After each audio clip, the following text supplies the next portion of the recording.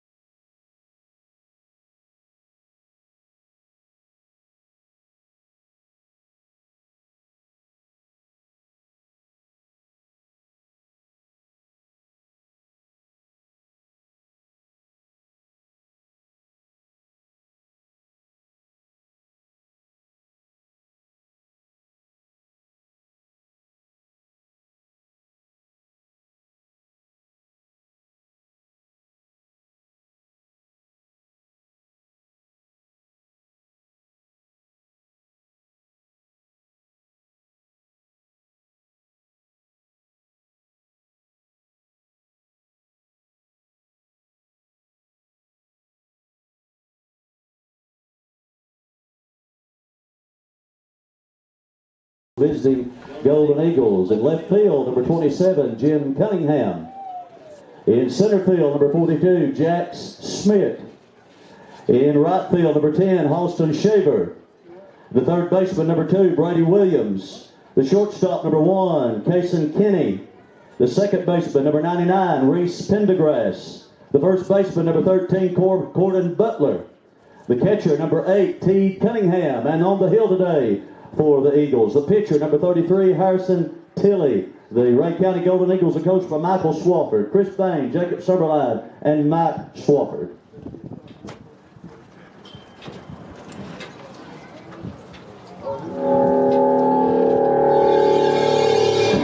And now, your starting lineups for your McMinn Central Chargers. In left field, number 25, Jesse Holden. In center field, number 20, Henry Woods. The right fielder, number 12, Hunter Rayburn. The third baseman, number 8, Dylan Jacobs. The shortstop, number 21, Chase Nichols. The second baseman, number 11, Lucas Eaton. The first baseman, number 22, Corbin Frisbee. The catcher, number 4, Kenson Wilcox. And on the hill today for the Chargers, the pitcher, number 34, Evan James. The Chargers are coached by Chris Shepard, Will Grimmett, Cody Hefner, Todd Oates. Ladies and gentlemen, will you please stand with your attention to the flag beyond left field for the singing of our national anthem. Oh, say, can you see by the dawn's early light what so proudly we hailed at the twilight's last gleaming, whose broad stripes and bright stars through the perilous fight o'er the ramparts we watched were so gallantly streaming, and the rockets' red glare, the bombs bursting in air, gave proof through the night that our flag was still there. Oh, say does that star-spangled banner yet wave o'er the land of the free and the home of the brave.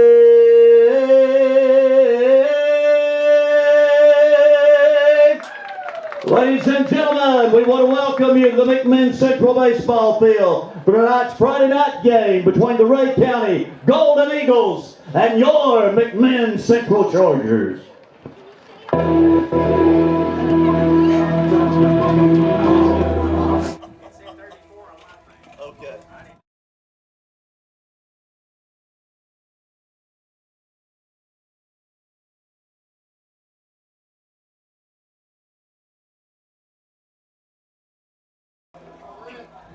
All right, welcome back, everybody. It's always hard to follow up Mr. Eddie's national anthem rendition, but it's always fun to be out here as well. We're going to get to see some baseball under the lights tonight out here in Inglewood as Evan James takes the mound, the left-handed sophomore wearing number 2. Chargers in all white, Ray County wearing the green tops with gray pants. Joined again tonight by the current Chargerette head coach, former baseball assistant Dakota Stone. Dakota, thanks for joining me. Oh, it's nice to be here. I'm excited to be a fan for once and see how Evan James can control this game on the mound. That was my first question for you. How's it feel to be up here and not down there? I miss it, honestly, but they've got some good guys coming in this year. Will Grimmett, Cody Hefner, they know their baseball, and it's exciting once again just to be a fan and enjoy these kids. Well, looking forward to hearing your insight tonight, as you've got more than I do as far as being in the dugout with some of these guys. We got a lot of new faces, but some guys that have been here that are finally able to get their shot. Who stands out to you? What are you looking forward to seeing? I'm really looking forward to seeing Lucas Eaton out there at second base. You know, Lucas put in his time these past 2 years, and now he's getting his shot. He's really good with the bat in his hand, so I wouldn't be surprised to see him try to get some movement on the base pass with him in the box there. We're looking forward to seeing what he can do as he gets the opportunity to start tonight after Bryce Hammond pulled a hamstring against Tellico the other night. One more question for you before we get started. So I'm not going to ask you the normal about filling Johnny's shoes. I'm more curious, who's going to fill your shoes dragging the fields after the games? Oh, I don't know. I'm going Will Grimmett. There you go. That That would not sounds be like a good surprised choice. if Cody does. Here we go. All right, Evan James towing the rubber. Lead off for Ray County is Kason Kinney. Shortstop hitting out of the right-hand side of the plate. That curveball misses up and out from Evan. If I remember correctly from his spots last year, he throws a lot of off speed. Yeah, and he can keep people off balance here, but we need to see if we can get one over plate here. But be careful with this kid. I think he's hitting 600 on the year right now. Probably one of the better bats in their lineup. Fastball from James catches the inside corner to even the count at 1-1. Wilcox goes outside.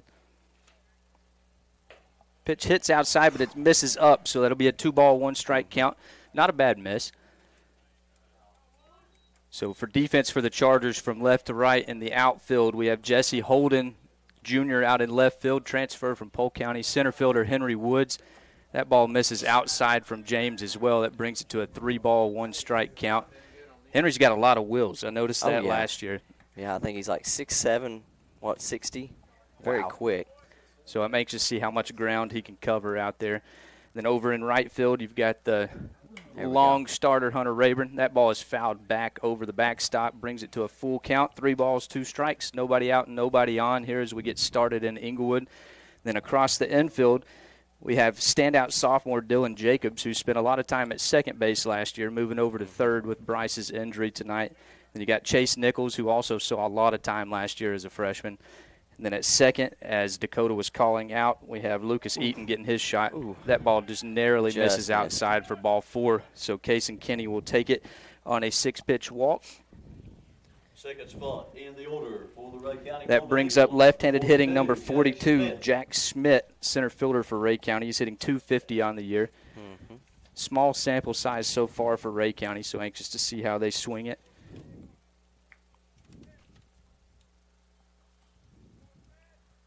Frisbee holding the runner on over at first. Not exactly sure what happened there, but that will be a balk on Evan James as he failed to release it there. Not sure what happened. Okay. Glad to see Evan walk away with no injuries there. That's an awkward stop. But there was a late time awarded by the home plate umpire, so count remains no balls, no strikes. Hanging curveball on the inside corner is going to be in shallow center field. Chase Nichols with a phenomenal play out in short center field. Comes all the way from playing double play depth over there at shortstop, catches it on a dive out in short center field. Keeps the runner at first, and that's the first out of the game. That brings up 3-hole hitter Corden Butler, first baseman for Ray County, wears number 13, looking for his first hit of the season. I know Shep would love to see couple of those guys go take charge right there. Those triangle fly ball, especially the wind way it is today. But that's a good effort by Chase. Good catch. Good first test there for Lucas as his first start this year. Communication looked pretty good there, though. 2 young kids, and good to see that ball reeled in.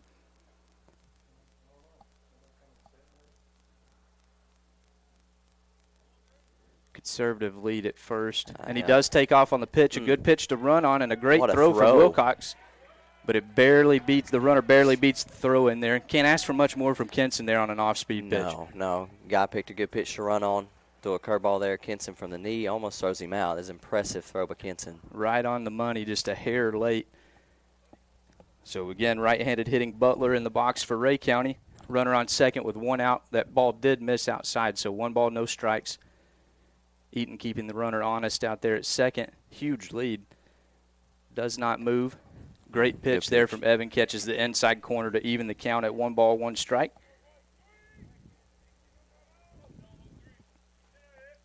Be interested to see what Evan comes back with here. 1-1 count. Got Jacobs over at third playing just about in the grass. Runner takes off for third. Good fastball pitch. Misses up, but perfect throw from Wilcox. But the runner slides around it there for his second stolen base of the inning. Moves over to third. Really good pitch to throw on there for Kenson. Just assume the runner slid around the tag there. That ball did miss up and out, so 2 balls, 1 strike. Runner on third and 1 out.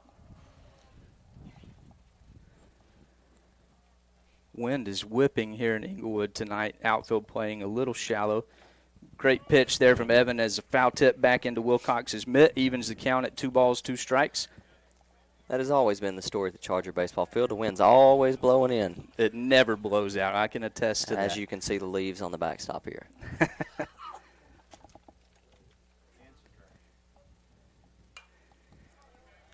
James got away with one there. He left that curveball a little up, but did catch him off balance there, and it fouls it over the Ray County dugout. Count remains even at 2 balls, 2 strikes. 1 out and a runner on third. Looks like middle infield will concede the run if a ground ball is hit up the middle, but you do have your corner infield playing even, so we'll see what they do. Wilcox sets up inside. James paints it inside, and that's going to be a pop-up over to Chase Nichols or Dylan Jacobs over on the third base side, and the wind blows it all the way back to the first base side of the mound. Dylan Jacobs goes a long ways to make that play over that mound right there. Mound we're talking about. That's crazy, but that's a really good play by Dylan. And that brings up Teed Cunningham, the catcher for Ray County, hitting from the right-hand side of the plate with 2 outs and a runner on third. This will be big for Evan if he can get out of this with no damage done. Wilcox goes back inside.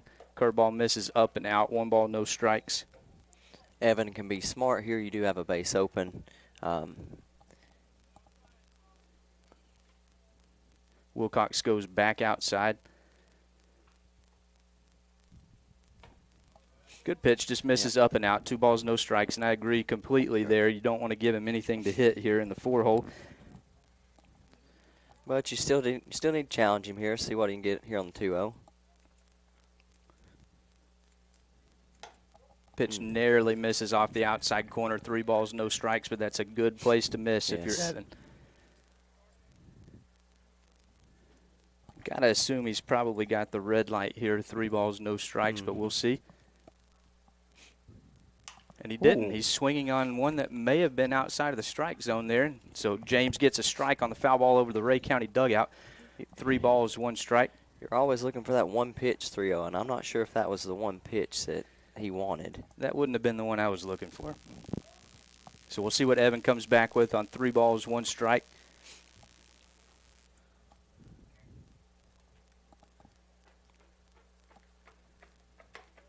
He's having trouble locating that curveball right now. Hopefully he can find it there. That one misses up and out, so that's a walk to Cunningham. That puts runners on the corners here with 2 outs. That brings up Jim Cunningham, the left fielder for Ray County, another right-handed hitter.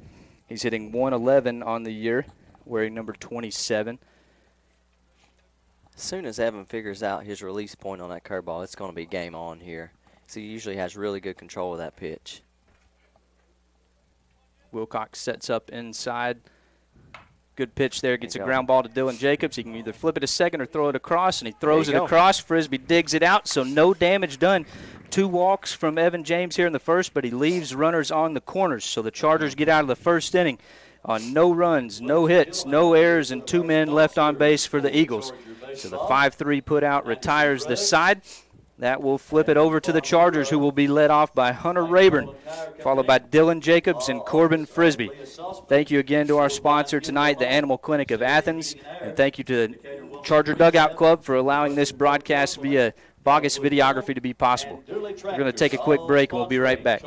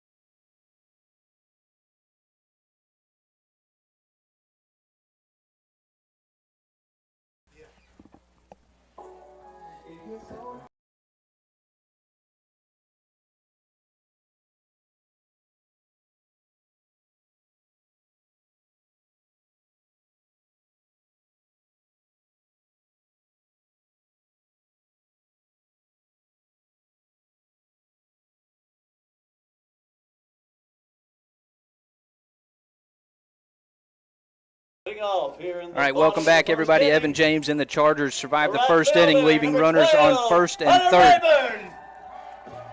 Now for the Chargers, they're going to be led off by senior right fielder Hunter Rayburn. He's been a staple in this lineup for the last 4 years, so excited to see how he does during his senior year.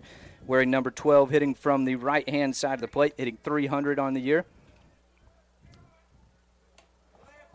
That's a good take there from Hunter as that one misses off the outside corner. He's not your typical leadoff man when it comes to his approach at the plate. He is very aggressive. Has a lot of pop in that bat. If he can just stay on some balls through the zone, look right center here. That is the philosophy that I love to hear, and that right center field gap is wide open if he can stay back on that curveball. That one he swings through, the count goes even at 1-1 Hunter does have a tendency to fly open and end up popping a lot of balls up. If he, like I said, if he can stay on that ball right there and drive it right center gap. That one is fouled down the third baseline, so 1-2. So is that Cody taking your spot over there at first base? Yes, sir. So he's going to be the one holding all these shin guards and Evo shields and all this stuff that the kids wear. Yeah, and get the chewing from Shep when they don't pick up signs. Being behind many of those. Rayburn lays off a curveball that misses outside, count even at 2-2. I think Rayburn's got to be setting fastball here. Once again, looking to drive it right back up the middle, fighting off anything close. Chases one that's low and outside for a swinging strikeout to start the game for the Chargers. That brings up left-handed hitting. Normal second baseman playing third tonight, Dylan Jacobs, sophomore who saw a lot of time last year on the team that made it to Sub-State. So he comes in as one of the more experienced hitters for the Chargers. Looks like he's had a really good year so far. He's been fun to follow. He's hitting .400 out of the 2-hole. He did a lot of that last year, too, as he drops down a perfect bunt down the third baseline. Third baseman's not even going to have a chance. Good bunt there from Dylan on the first pitch fastball. Gives him a bunt single. That brings up the first baseman, Corbin Frisbee. Where's number 22? Hitting .222 on the year. Junior has a lot of pop with his stick. Yes. Right there with Dylan Jacobs. That was really one of his roles last year, being able to control the bat in the bottom of the lineup there, and I think that paid off for him right there in the 2-hole. Not only could Dylan bunt very well last year, but I loved how he hit opposite field very, very, very consistently. First pitch fastball gets a very generous outside corner there for a strike. No balls, 1 strike. Curious to see how aggressive we are going to be on the base pass tonight. Didn't get a chance to see the catcher's arm, but Shep is usually very aggressive. That has been the Chargers' MO for the last 4 years, especially Dylan, Hunter, guys like that have good wills over there at first. So we'll see if he puts him in motion here with Corbin at the plate. Conservatively, but he does take off on the pitch, and it misses low and outside. Not a very good throw, so that'll be a good sign there for the Chargers as Dylan goes in easily. That's experience there from Coach Shepard, too. Has a really good feel about what pitchers are trying to throw and trying to get across, and he picked a really good pitch to send Dylan on there. Tough to throw anybody out there, even with a perfect throw on a curveball low and outside that you have to pick. So that's exactly right. So now Corbin has the whole right side of the infield wide open as the second baseman's holding him tight there at second. Lays off the identical pitch to the previous one. So that goes 2-1 strike. Once again, I think their mindset here is you're looking for your one pitch, especially the fastball. If you don't get it and you're fighting off the curveball and anything close. See what Corbin does here. So far, Tilly seems to be a right-handed version of Evan James. There you go. And that's a great swing from Corbin, and it's going to get down and get by the center fielder.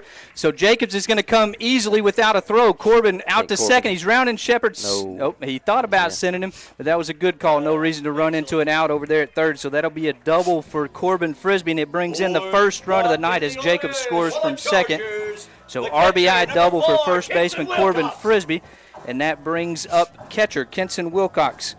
He's also been a staple in the lineup for the last 4 years for the Chargers. He's played a little bit of everywhere in the infield and behind the plate. Spent most of his time last year out at shortstop. Now back to catcher. Kenson was one of those surprises coming out in tryouts a couple years ago that it's like, okay, who's this kid? Swung the bat really well, and you could defend the position from shortstop there. So I'm really excited to see where he goes from here. So we're going to get a quick mound visit here as the pitcher requests the catcher Cunningham to go take a visit. Going back to that Corbin Frisbee at bat, you talked about the pitcher being the exact duplicate except from the right side of Evan James. If he's having trouble locating that off-speed pitch, Corbin's looking for his one, and he sat on it, and he got it. He kept his hands in there and drove it right back up the middle just like you teach. That was a good swing from Corbin to put the Chargers up 1-0 here in the bottom of the first, and the Chargers bats just keep rolling. Wilcox standing in on the right side of the plate, hitting .231 on the year. Third baseman playing in the grass on the left-hand side. Good fastball there from Tilley, catches the outside corner. Wilcox lays off. No balls, 1 strike. Now it kind of opens up the repertoire for pitcher here. Now he can come back with anything he wants to. Kenson has to be very selective here and not bail the pitcher out. So setting up low and outside. There comes that curveball. So that is definitely his go-to pitch, but that one misses outside. 1 ball, 1 strike. You can tell it seems that that's the one he's most comfortable with right now, even though he's not found it yet. He's trying to get our guys to chase it. Eventually he'll probably make a mistake over the middle of the plate here, and you gotta be able to drive that baseball out of here. I'd love to see that curveball hang a little bit outside and let Kenson slap it through the 2-hole. And that's exactly what we tried to do there, but that one fouls straight back. So count goes 1 ball, 2 strikes. It does seem to be the Chargers' game plan right now is to set on that fastball and let that curveball slider just die out there. So Wilcox at the plate, Woods on deck, Frisbee out at second with 1 ball, 2 strikes, 1 out. Chargers leading here 1-0 in the bottom of the first.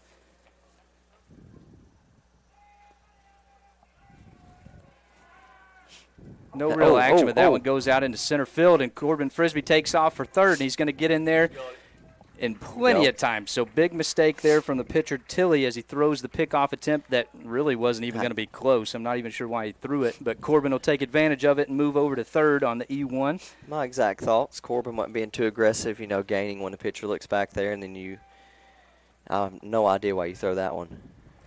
When he threw it, it looked like Corbin was about a half a step from second. And Corbin's a big guy for that second baseman to have to get through to get that ball. So Ray County brings the infield in here on a 1 ball, 2 strike count. Wilcox fouls that one over the backstop. Count remains 1 ball, 2 strikes. So I'd like to see Kenson find the barrel right here, either hit it through the infield or get one out deep enough to allow Corbin to score. He's going to be battling here. I wouldn't be surprised, he gets that curveball outside corner, be able to poke it through one of these holes here. And there it is, but it misses inside. That was a really good pitch. That was a very good pitch. I think it fooled everybody there, but he missed off the inside corner, 2 balls, 2 strikes. I think that's the first time he's challenged us inside with that pitch. So we'll see what he comes back here on 2 balls, 2 strikes. Catcher goes back inside once again. Fastball, and Kenson puts a good swing on it. It's going to get down on the left field line for an RBI single for Kenson Wilcox as Frisbee scores from third. So big back-to-back swings there from Corbin and Kenson. That makes the game 2-0 here in the bottom of the first. Good at bat there by Kenson, finding his pitch and putting it down the line there. Be interesting to see Shep Salt here with 1 out and pinch runner Austin Evans. Henry does a good job of the bat in his hands. And once again, lightning speed here. Henry Woods. Good speed now on both first and at the plate as center fielder Henry Woods steps into the box with a runner on first. Central already leading 2-0 here in the bottom of the first with 1 out. Austin Evans pinch running for Wilcox over at first. He has good wills and was very aggressive last year as well. And he takes off on the first pitch that misses up and in with no throw. So that will be another stolen base for the Chargers. Coaching point right there. Pitcher slide steps, if you don't get a good jump, you shut it down. I think catcher comes up throwing, he might have a play there. May have. Thankfully for Evans and the Chargers, that pitch missed up and in, so it was a difficult throw. And it looked like he had trouble on the transition getting it out of his mitt. That one also misses up and in. 2 balls, no strikes. And again, that right side of the field is wide open for Henry. If he can stay back and shoot one the other way, Evans will score with ease from second base. You're setting on the fastball right here if you're Henry. Don't bail a pitcher out anywhere. Goes outside. Great pitch there from Tilley as he catches the outside corner. 2 balls, 1 strike. Henry reminds me a lot of McCain Baker. You put the ball on the ground, not many people in this area are going to throw him out unless it's very hard hit. That is a really good comparison there. Going back a couple years. Talking with McCain back when he was playing, you know, we don't need you to hit the ball in the outfield. We don't need you to put the ball in the air. If you put the ball on the ground, not many people are going to throw you out, and you're going to get third before you know it. It's stolen bases, and that's the same thing for Henry. If he can just put the ball on the ground here, chances are he's going to beat it out with his speed. 3 balls, 1 strike. Catcher goes back outside. Good swing there from Henry on the outside fastball, but it misses off the right field line. Brings the count full at 3 balls, 2 strikes. And to your point, shortstop is playing deep. There's no chance he throws him out from deep. Second baseman is holding Evans honest out there at second. Third baseman playing in the baseline. First baseman playing almost on the back lip. Left field playing pretty deep, actually. Center field and right field playing about normal depth. There you It's go. going to be a tough play. It's exactly what we talked about, but that was a good arm there from the shortstop. Really good play by Case and Kenny. Throws out Henry Woods over at first. So 6-3 put out is the second out of the inning for the Chargers. Evans has to stay put. That was sort of an in-betweener there as it was a short hop to the shortstop Kenny out there. All those S's got me tore up there for a minute. But it did. It looked like Henry caught it off the handle a little bit. Looked like it may hang up all the way to the shortstop, but it fell short, and he made a good play. One hop and threw him out over at first on a difficult throw.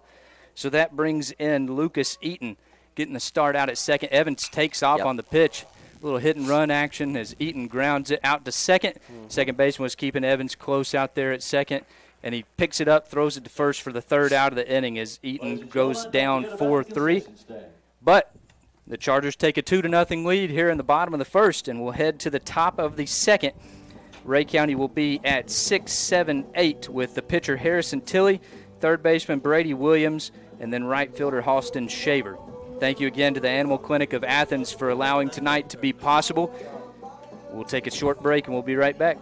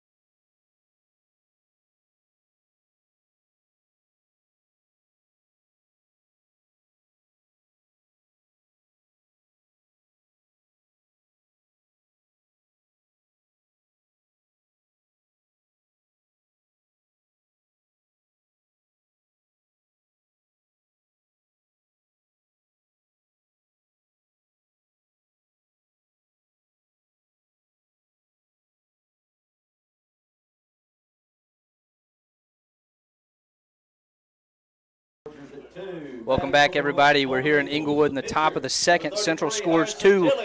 Dylan Jacobs got the party started with a bunt single down the third baseline, then stole second and scored on a Corbin Frisbee double. Evan James catches the outside corner with a really good first pitch fastball. He got that generous outside corner that the Ray County guy got the previous inning. So we'll see if he can live out there. If he can live out there, he's going to be tough to hit. Good off-speed pitch down and out of the zone, and the hitter chases it. So quickly ahead, no balls, 2 strikes to Ray County pitcher Harrison Tilley.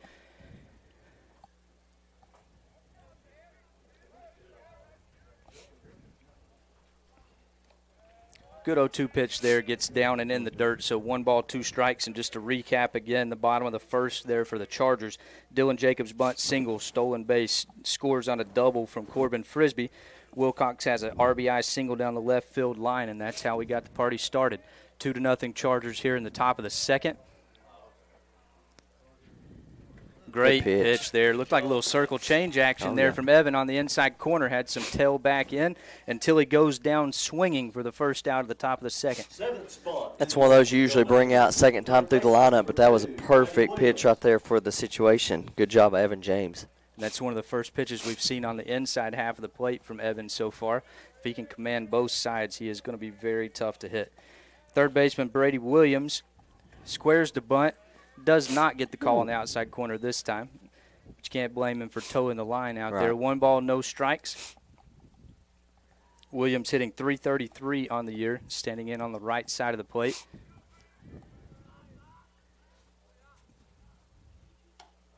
He does get the call there. Fastball on the outside corner evens the count. 1 ball, 1 strike. With a soft tossing lefty here, they're probably thinking keep that front side in. You may get away with something on the inside corner if you're Evan. And that's where Wilcox goes, but he misses down. 2 balls, 1 strike. Williams crowding the plate here on the right side as well. Got Rayburn playing over near the Charger baseball sign in right center. Woods playing about as straight up as it gets. Wilcox goes back towards the outside corner. 2 balls, 1 strike. Misses up and out. 3 balls, 1 strike. Be interesting to see which pitch Coach Grimmett and Evan like here. Wouldn't be surprised off speed if he can locate it. He goes back. Fastball fouled right back into Wilcox's chest. That brings it to a full count. 3 balls, 2 strikes. And I'm with you on this one. If you're confident in your curveball or even that circle change we just saw, a full count right here is a great opportunity to throw it. You want to challenge the hitter and not give up a walk here. Wilcox goes back inside. But that one misses up and out for a walk. So that will put Williams over on first. Bring up right fielder in the 8-hole, Halston Shaver, wearing number 10, hitting from the left-hand side of the plate, looking for his first hit of the season. Very small sample size for these guys. Not many. These guys have a lot of at-bats here. No, that's a good point. They've only played 3 games, so I'm sure they were anxious to get out here tonight. Great pitch there from Evan. Paints the outside corner quickly ahead. No balls, 1 strike. There in the top of the first, we saw Ray County be very aggressive on the base path, stealing both second and third. A little more conservative lead over there this time. But he does take, every time I say that, they take off. That one is fouled down the third baseline, and it's just going to get out of Jacobs' reach. So quickly ahead, no balls, 2 strikes. I know Shep will tell him, or Coach Grimmett will tell him, that he needs to do a good job mixing up his looks. I know he has been a leg kick both times and a 1 look every time, so maybe Ray County's catching on to that one. Left-handed hitting Shaver in the box. He does. He throws behind him just to keep him honest, but he's back easily.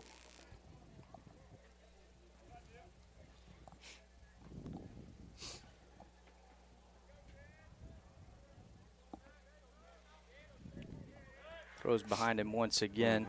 But he's back standing. No balls, 2 strikes. Be interesting to see if they picked up on something with Evan there. First pitch, they went lefty lead, and then second pitch, they were going.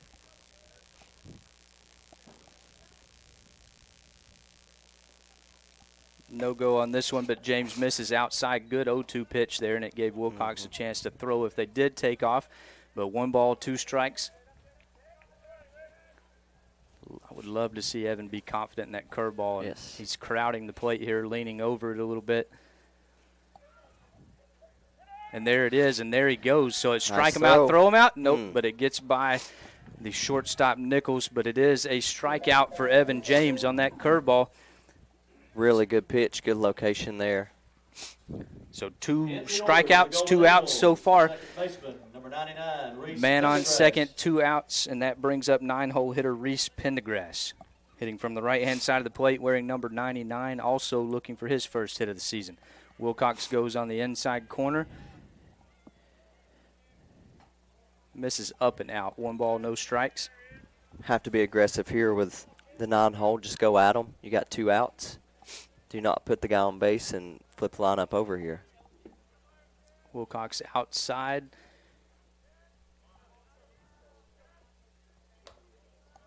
Hits his spot but misses up just a hair, so 2 balls, no strikes.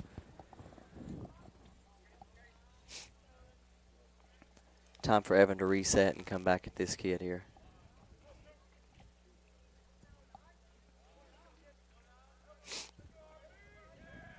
And he does just that. He bounces back, paints right down the middle. 2 balls, 1 strike.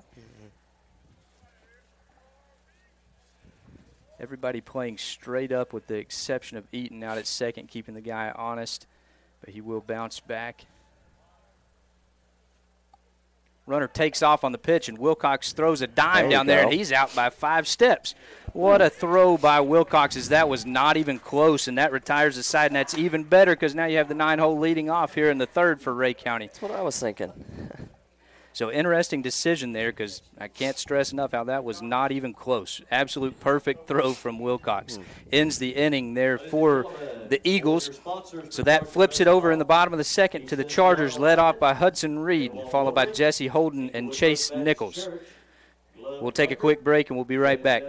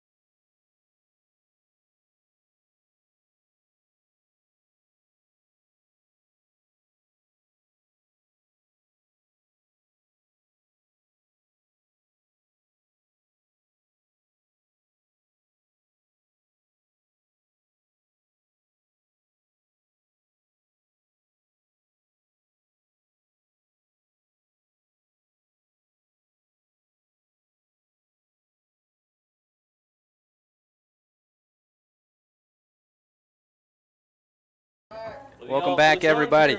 Chargers got out of a jam again there in the 2nd as Ray County elected to try to steal 3rd there with a 9-hole hitter in the box, and Wilcox threw a dime over to 3rd base and got him out by 5+ steps. So excellent throw from Kenson. Hudson Reed leading off here in the bottom of the 2nd, hitting .231 on the year, and the designated hitter role tonight for Evan James. Swings through the first pitch, no balls, 1 strike.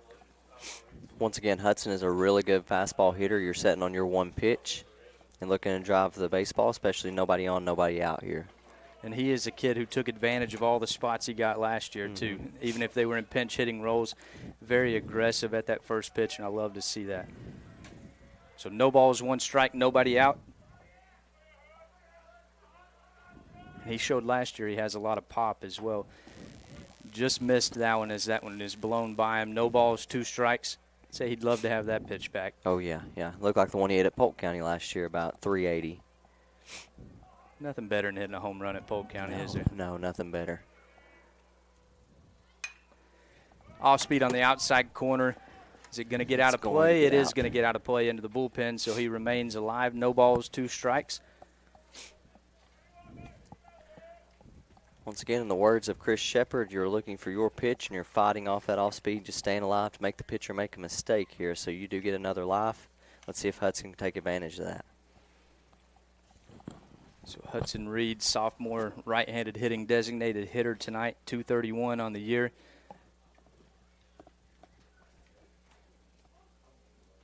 One of 4 different sophomores getting the start this evening.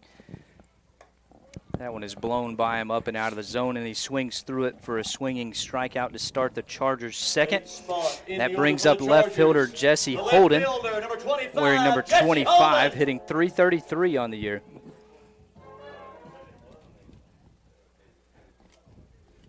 It's a big kid. Looking forward to seeing him swing it.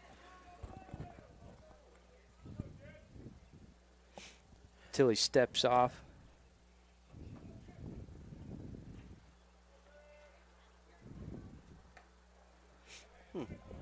Another very generous call off the outside corner there. Puts Holden behind. No balls, 1 strike. Goes right back outside, and you can't blame him. That one misses inside, though, but he does foul it straight back into the net. So no balls, 2 strikes. Interesting to see what Jesse has on a baseball diamond for us. I'm very familiar with his basketball game, but curious to see what he can bring to this team. Catcher sets up back outside. That one missed down the middle of the plate, but he does foul it off again to remain alive. No balls, 2 strikes. Had a little trouble getting his hands through the zone there and kind of jammed him a little bit, especially on those first 2 swings. Looked like he might have been thinking off speed there. It's 3 straight fastballs. We'll see what they come back with here on the no ball, 2 strike count. Comes back with another fastball, but good layoff there as it misses way out of the zone. 1 ball, 2 strikes. You know, as a pitcher and a battery here, you know, you don't really want to mess around with the bottom half of the lineup. You just want to go at them and let your defense make plays.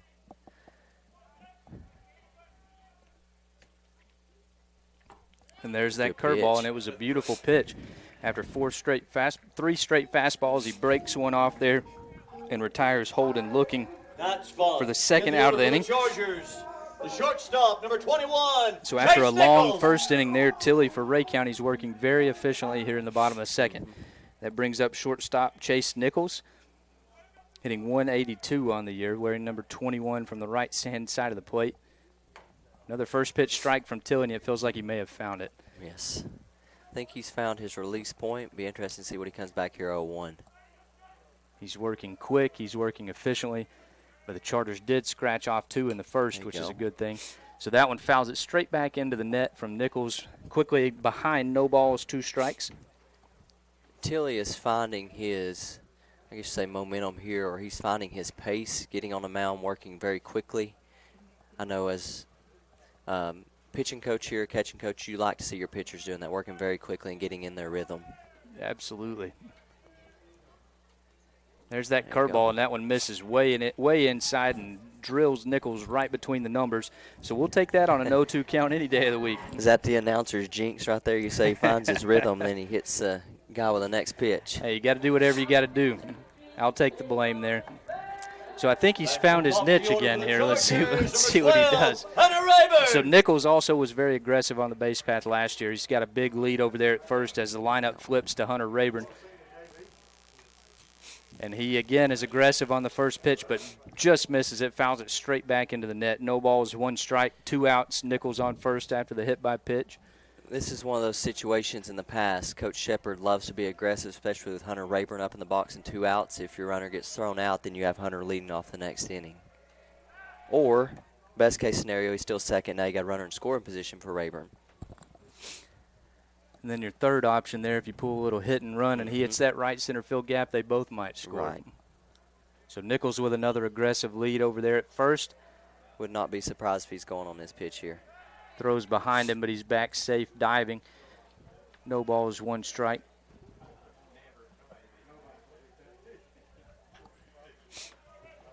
Rayburn at the plate, Jacobs on deck. Nichols on first after the 0-2 hit by pitch. I would say Nichols does have the green light to go. Say Ray County's thinking the same thing as Tilley throws behind him again, but he's back safely.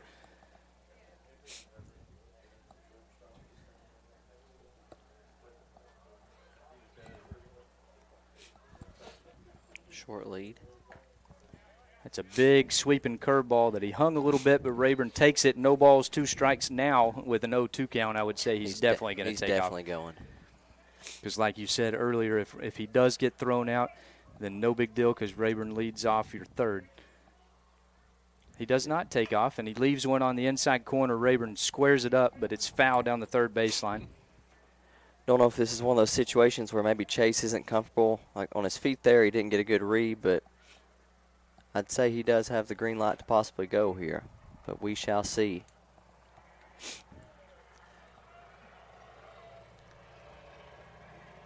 Probably going to see another one of those big curveballs here. And there it is, and there he goes as Rayburn swings through it. So Tilley strikes out the side. So that will put the Chargers still remain ahead 2-0 here as we head to the top of the third. Ray County will be at the top of the, or actually, because they got caught stealing there, we have the 9-hole hitter leading off in the top of the third, and Reese Pendergrass, followed by the top of the lineup in Kason Kinney and Jack Schmidt. So Central leaves one man stranded, no runs, no hits, no errors, one man left on base for the Chargers in the second. As we head to the top of the third, thanks again for the Athens Animal Clinic of Athens for allowing this broadcast to be possible. Couldn't do it without the sponsors and the support of the Charger Dugout Club, and also Josh Bogus, the man behind the curtain. Couldn't do any of this without him, so thank you, Josh, for allowing us to broadcast this on your platform and give these boys the exposure they deserve. We're going to take a quick break, and we'll be right back.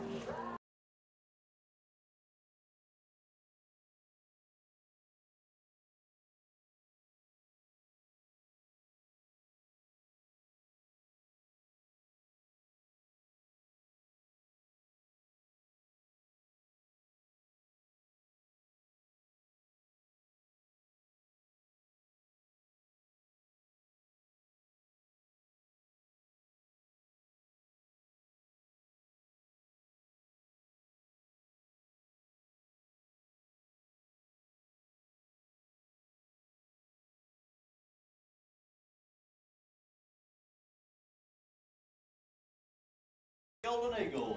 All right, welcome back, everybody. Chargers leading 2-0 as we head to the top of the third.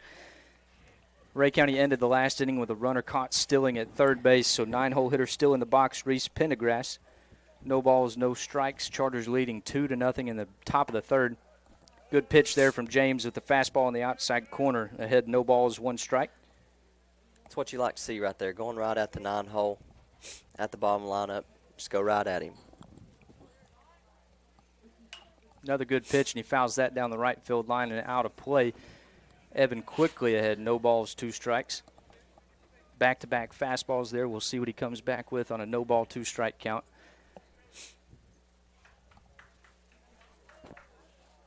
Wilcox sets up on the outside corner. Good pitch. Very nice pitch there as Pendergrass swings through it. So a swinging strikeout to start the top of the third for James and the Chargers. That flips the lineup for Ray County to Kason Kinney. He led off the top of the first with a walk, then proceeded to steal second, still third, but then he was left stranded there as the Chargers got out of the jam in the first. So now he's hitting with nobody on, 1 out.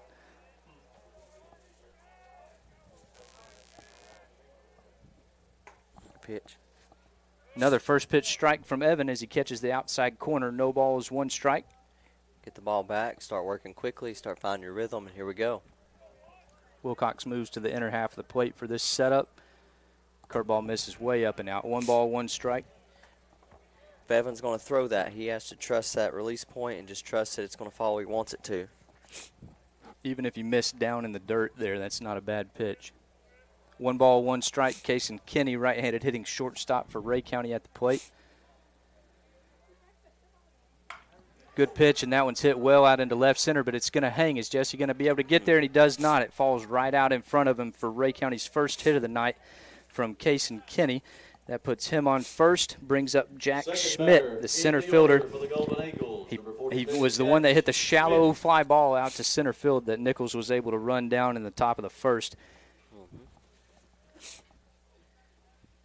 Got to mix up your looks here. If I'm not mistaken, Kinney had 2 bags stolen. He did, and he took off on the first pitch both times, so we'll see what he does. And he caught him leaning there. Did throw behind him, but he's back diving safe. So offensively, you kind of like this because it may force the pitcher's hand to go fastball, and that's kind of what you're looking for here. Throws behind him once again. He's back standing. Because if I'm not mistaken, that play was close on an off-speed pitch the first time. He's going. Throws behind him for the 3rd straight time. He's back diving safe.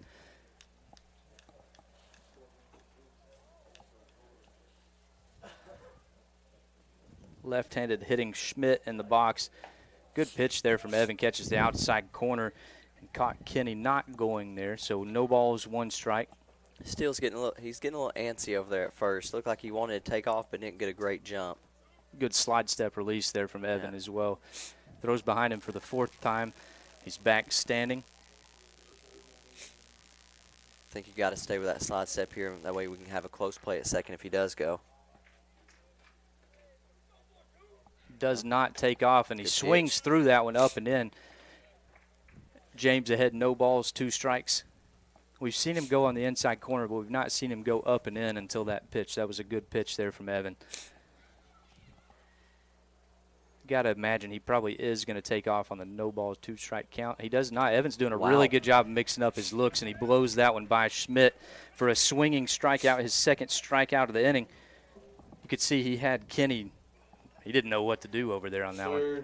Kind of surprised me there. You know, you go fastball up and in, or even fastball up, you're expecting an off-speed pitch maybe on the next pitch, and he went back with a fastball there. Kind of shocked me. I think what you just said is exactly what was going through Schmidt's mind right there, because you could tell he was caught off guard by the fastball.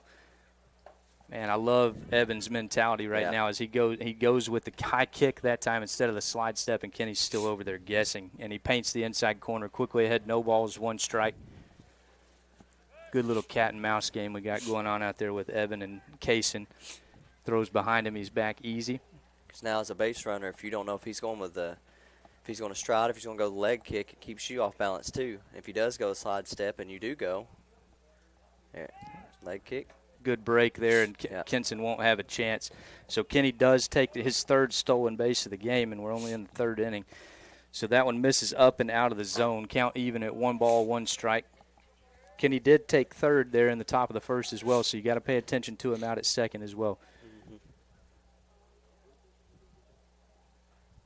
Big lead out there. Eaton keeping him close, and he thinks he's going to throw behind him, and not on the same page with Eaton, but he does go back in diving.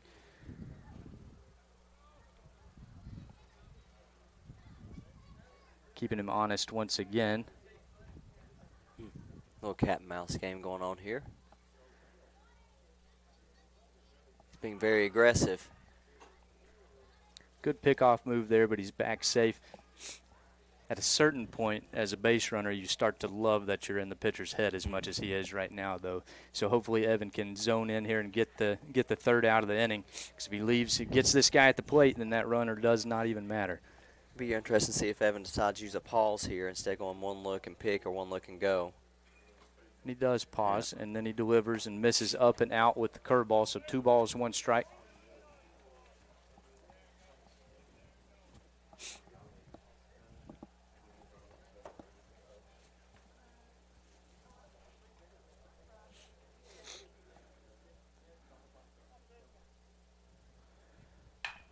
That one's roped back. It looked like it was hit a lot harder than it was. Nichols makes the play and throws him out at first. So, again, that runner does not matter out there at 2nd as Nichols throws across the diamond for the 3rd out. So another good inning from Evan James, and the Chargers defense leaves no runs, 1 hit, no errors, and 1 man left on base in the top of the 3rd. So we're going to head to the bottom of the 3rd now with 2, 3, 4 for the Chargers, and Dylan Jacobs, Corbin Frisbee, and Kenson Wilcox. This is where the fun started in the bottom of the 1st, so we'll see if they can do it again. Corbin had a single, came around to score. Dylan had a single, came around to score. Corbin had a double, came around to score, and then Wilcox had an RBI single. So 2, 3, 4 is where the fun happened. We'll see if they can do it again. Thank you again to the Animal Clinic of Athens for allowing tonight to be possible. We'll take a quick break, and we'll be right back.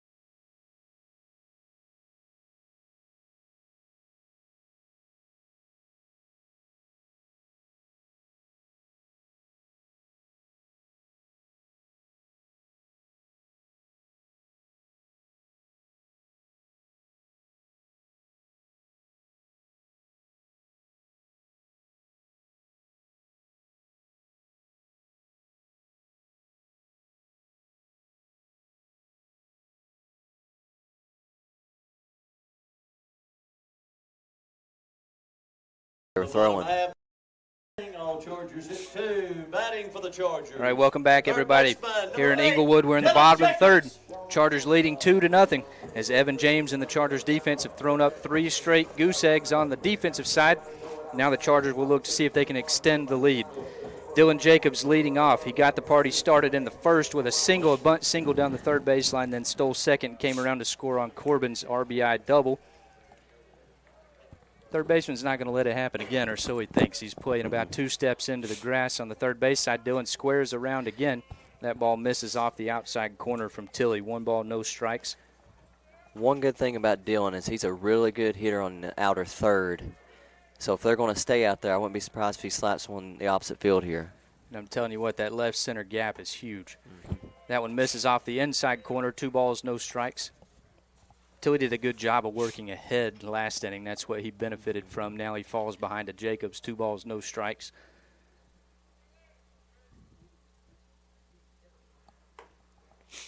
Paints the outside corner. 2 balls, 1 strike. I think that's the pitch that Dylan is looking to drive. And Dylan is a very smart hitter. Let's see if he's got that in the back of his mind here. Same pitch, and he just a hair out in front of it and rolls it over to the second baseman for the 4-3 putout to start the bottom of the third. You're right. I think that was the pitch he was looking for. Just got a hair out in front, didn't stay back with it. First baseman, number 22. So that brings up first baseman Corbin Frisbee hitting in the 3-hole tonight. Wearing number 22 on the right-hand side of the plate. He had the big RBI double in the first inning. Now he's hitting with nobody on, 1 out. Tilly's still on the hill for Ray County. Big-time sweeping curveball there. Catches the inside corner. No balls, 1 strike. Be interesting to see if they're going to pitch Frisbee backwards or if that was just a coincidence there. Fastball on the outside corner and off the end of the bat from Frisbee out to the pitcher. Interesting decision to glove flip there at the last minute. Looked like he was going to keep it the whole way and just run and tag first, but he does flip it. Handcuffs his first baseman, but he hangs on. So a 1-3 put out quickly retires Frisbee for the second out of the inning. That brings up catcher Kenson Wilcox, who had an RBI single down the left field line. Hitting now with nobody on and a quick 2 outs for the Chargers. Really would like to see Kenson work the count a little bit here and not let Tilly get out of it with no damage.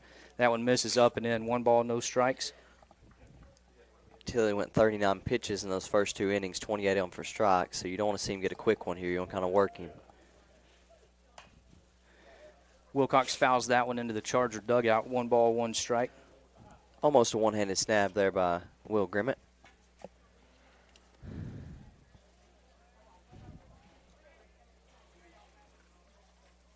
Wilcox at the plate. If he is to reach, he'll be followed by Henry Woods. Misses off the inside corner. Catcher set up outside, missed inside. 2 balls, 1 strike. Love to see Kenny get on here and give Henry a chance to work the count and possibly lay down a bunt, see if we can get some movement here. Wilcox swings through the pitch on the inside corner. Count goes even. 2 balls, 2 strikes, 2 outs, nobody on.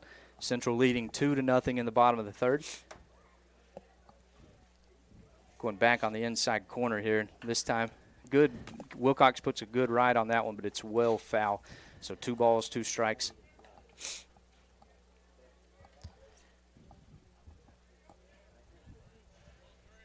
Wouldn't be surprised if we see that big sweeping curveball here on 2 balls, 2 strikes. We'll see what he comes with, and that's exactly what it is.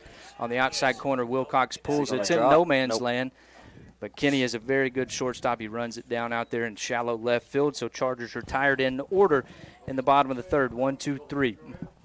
So that's going to flip it to Ray County. In the top of the fourth, they'll be at 4, 5, 6 with Teed Cunningham, Jim Cunningham, and then Harrison Tilley, the pitcher. Central leading 2-0. Chargers retired on no runs, no hits, no errors, nobody left on base in the third. As Ray County comes up to the plate and Evan James takes his warm-up pitches, we'll take a quick break and we'll be right back.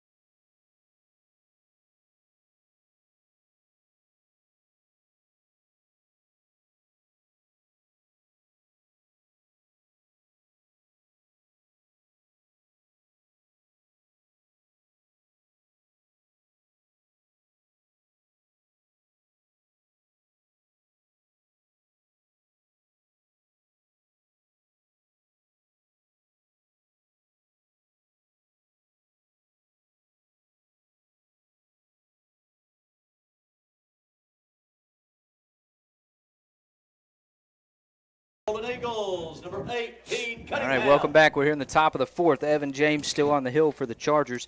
So far, he's thrown 3 innings pitched, 1 hit, 3 walks, 4 strikeouts on 50 pitches. Here in the top of the fourth, Ray County's led off 4-5-6, Teed Cunningham, Jim Cunningham, and Harrison Tilley.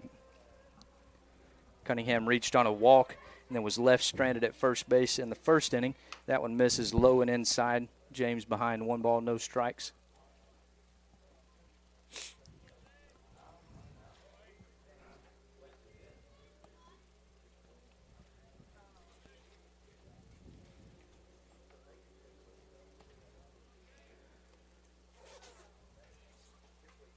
Bounces back there with a nice little two-seam action on the inside corner. Count even, 1 ball, 1 strike. Get up there, find your rhythm, let's go.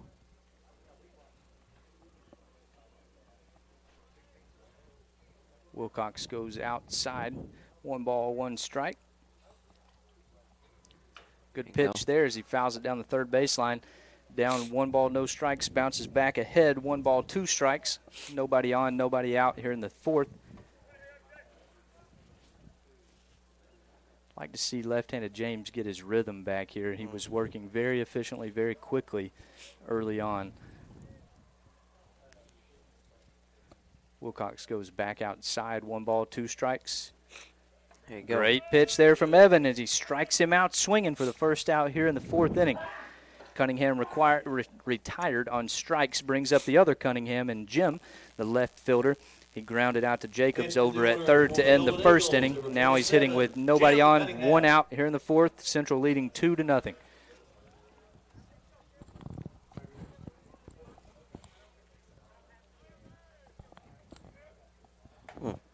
Not a bad pitch, just misses up and out. 1 ball, no strikes. That was James' 5th strikeout of the night.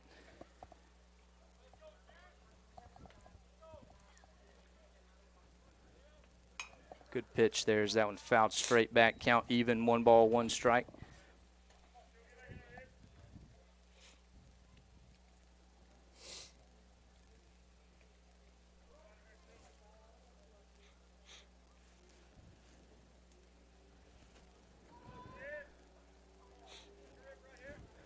One ball, 1 strike as James delivers.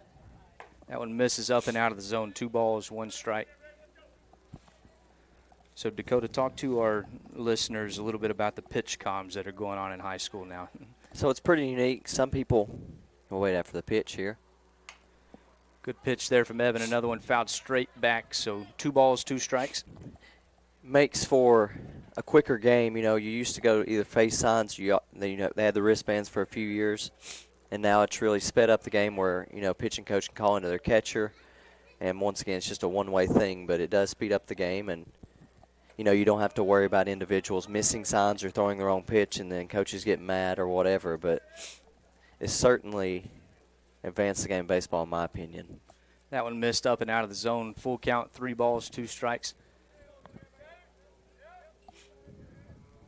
That one also misses out for a walk. So that puts Cunningham on first with 1 out and brings up pitcher Harrison Tilley. He struck out swinging in the second inning. 6th batter in the order for the Golden Eagles. So pitch comms in high school is directly to the catcher, no pitcher involvement, right? Right. I know at times, some people may think you may be getting your signs stolen too because they're on the same frequency or whatever. We're still in debate on that one. No comment. And I know Coach West is probably watching and listening. He probably knows exactly what we're talking about. I think I can read between the lines there too, but I'm not going to go there. So that one misses outside from Evan James. 1 ball, no strikes. That is an interesting discussion, though, because that very well could happen in a dynamic you didn't used to have. So James behind, 2 balls, no strikes. And PitchCom kind of takes away the old, hey, are we going to try to steal your signs or not, and have somebody always watching the pitching coach there. That one hit right back up the middle, but straight to Eaton. He flips it over to Nichols. Going to be a tough play at first. Chase does a good job of getting rid of it, but the ball wasn't hit hard enough to turn 2 there. But we will take the 4-6 put out for the second out of the inning. Way to get at least 1 there. I think I would like to see Chase come across that bag and get his momentum going instead of throwing off his back foot. But still, good play there for a slow roller. For the Got 2 down. Got a nice little kick off the bump over to Eaton. That one looked like it was going to get right up the middle, but it did kick straight to him playing double play depth for the force out at second as Tilly reaches on a fielder's choice. That will bring up Brady Williams, third baseman for Ray County. He reached on a walk and then was later caught stealing to end the second inning over at third base. So 8-9, and then it'll flip back, or 7-8-9, sorry. Then it'll flip back up to the top. So that one misses outside. 1 ball, no strikes. 2 outs, runner on first. Central still leading 2-0 in the bottom or the top of the 4th. Let's go at him. He's got a short lead here. Let's go. Good pitch there. A lot of run on that one as he swings through it on the outside corner. Count even, 1 ball, 1 strike. That's a pitch he's going more with as the game has gone on. It's got a lot of run on it from the left-handed arm slot. And there it is again. Yep. He swings through that one as well. 1 ball, 2 strikes. I think Evan is really good when he decides to work fast. And he is, he is finding that release point, thinking he's continue to do that. 3 times in a row, and that one's a soft looping line drive out to Chase to retire the side. So an L6 ends the inning for Ray County. So Ray County goes down with no runs, no hits, no errors, and 1 man left on base.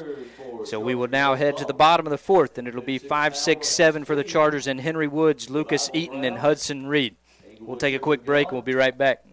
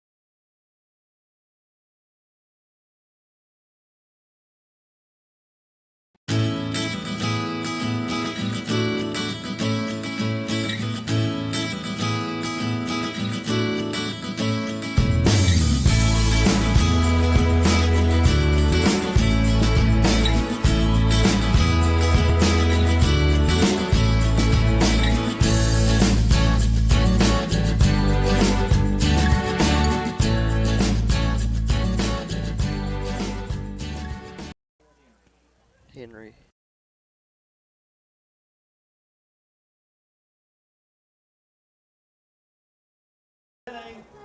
All right, welcome back, everybody. We're here at the bottom of the 4th, and Inglewood Central still leading 2-0. A lot of excitement there in the bottom of the 1st, and not much sense. Both pitchers have found their groove. Henry Woods, 5-hole hitter, leading off for Central. He grounded out to short in his first at bat. Takes a big rip at that one, but swings through it. Falls behind. No balls, 1 strike. Would love to see Henry get on the base pass here and just watch him fly, man. That one misses low and outside, evens the count. 1 ball, 1 strike. Tilly's 53rd pitch of the game, 37 strikes, sorry. That one misses well outside. 2 balls, 1 strike. Woods ahead.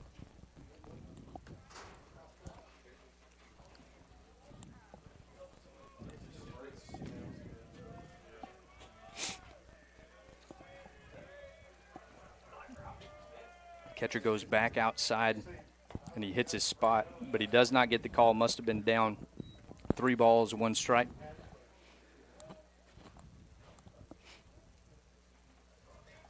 I think Henry's hunting 1 pitch right here. Comes inside on him, and the pitch is there, but it's down. There we so go. Woods takes a walk to lead off the 4th for the Chargers.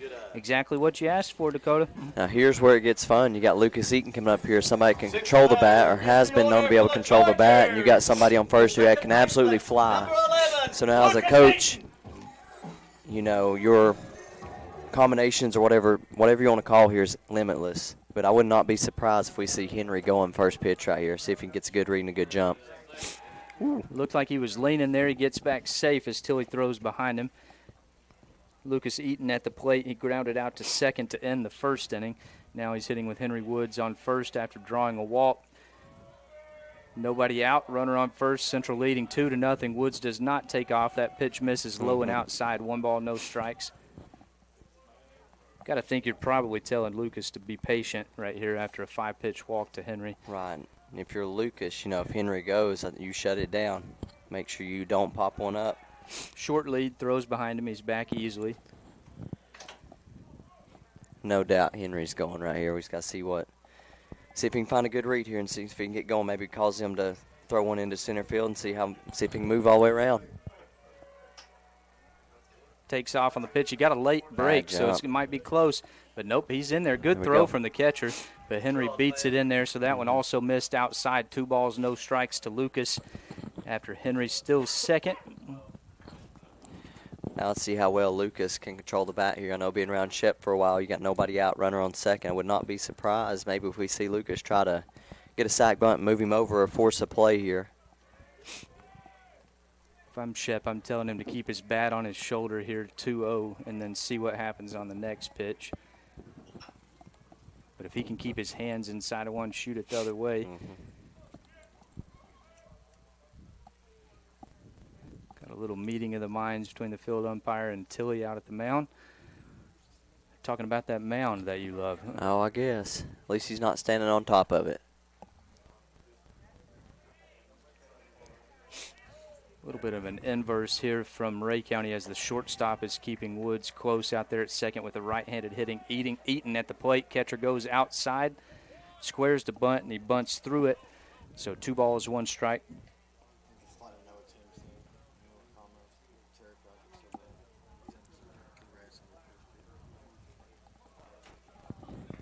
Two balls, 1 strike to Lucas. Third baseman playing in front of the bag over at third. First baseman also in. Second baseman playing sort of in the middle of the dirt. No square from Lucas, and he chases well up and out of the zone. Not exactly sure that's what he had in mind, but either way, 2 balls, 2 strikes. I think he thinks that was strike 3, but it's only 2-2. Whoa, whoa, whoa. 2-2. 2-2 count. I had that at 2 balls, 2 strikes. Not exactly sure what happened. Maybe I miscounted. But I'm not sure. I only remember him bunting through it and then swinging through it. I don't remember a called strike. But either way, Lucas was retired on strikes apparently.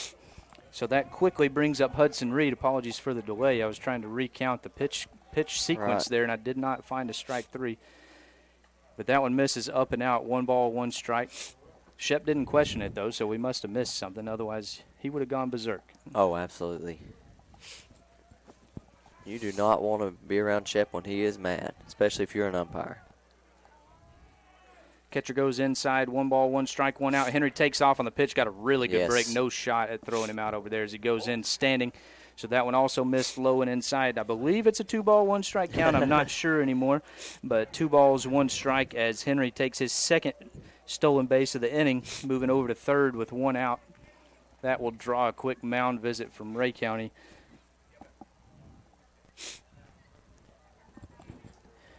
For Hudson, here's something on the right side of the infield, scores Henry. So you basically got one job. Do a job here.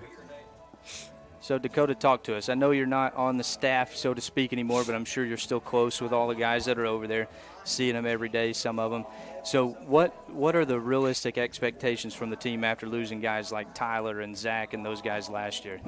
Obviously, you're going to have to replace some pitching there and, you know, a lot of your production from that side of things, but I think they're going to find it. I mean, they've got it in-house, and, you know, the expectation never drops. I think you want to be back in a sub-state game and a chance to get to the state tournament again. And I think, you know, they're about due. We're about due to be the 3rd sub-state if they can make it here. Good pitch there from Tilly. Catches the inside corner on a curveball. 2 balls, 2 strikes. Ray County does bring the infield in with Henry Woods on third.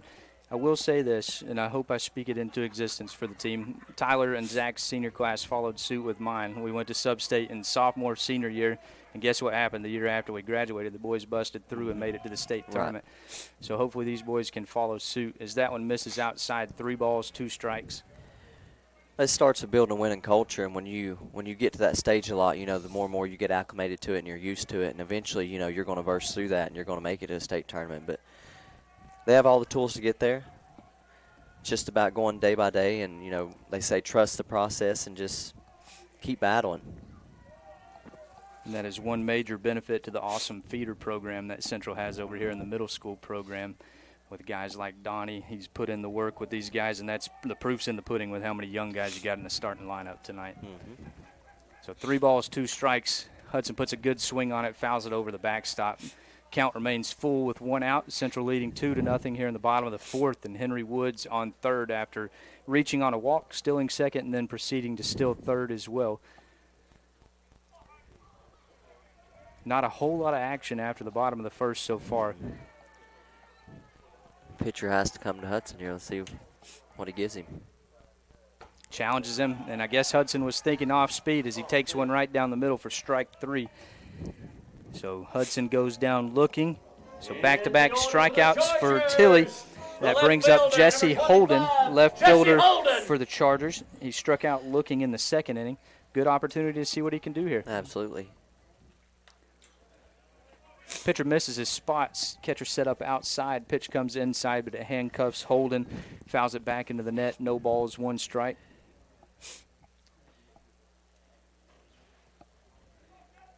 The next pitch will be Tilly's 70th. Chargers have gotten 3 hits, 2 runs, both of them earned. Good looping curveball there. Fools Holden as he buckles and takes it for a strike. No balls, 2 strikes, 2 outs. Got a battle here. I know Shep cannot be happy to have a runner on second, nobody out.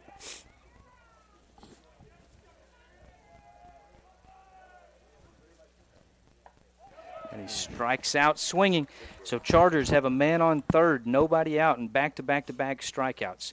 That's a tough break, but Evan James and the Chargers defense has been doing their thing, so we'll see if they can carry it over into the 5th, as Central has no runs, no hits, no errors, and 1 man left on base in the 4th. Ray County will bring it up 8-9, and then back to the top of the lineup, Halston Shaver, Reese Pendergrass, and Kaysen Kinney.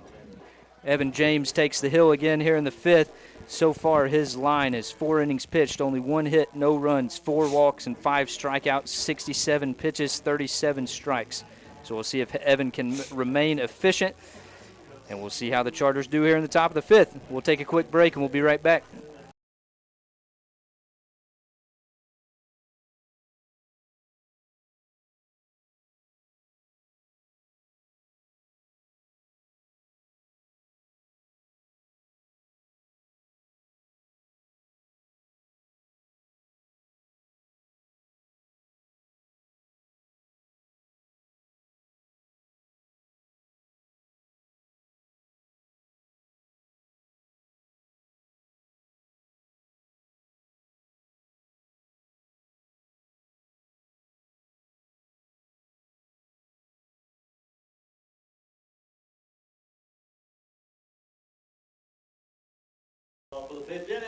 Welcome back, everybody. We're here in the top of the 5th. Central leading 2-0.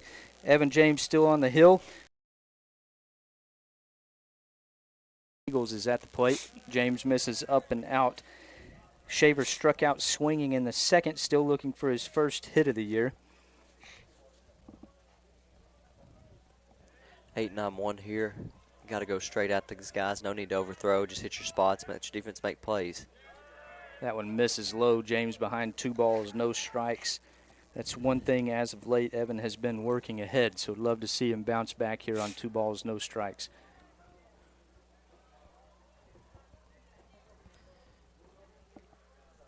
And there it is, and swinging 2-0. You got to love to see that as a Charger fan. That one goes over the Charger dugout, 2 balls, 1 strike.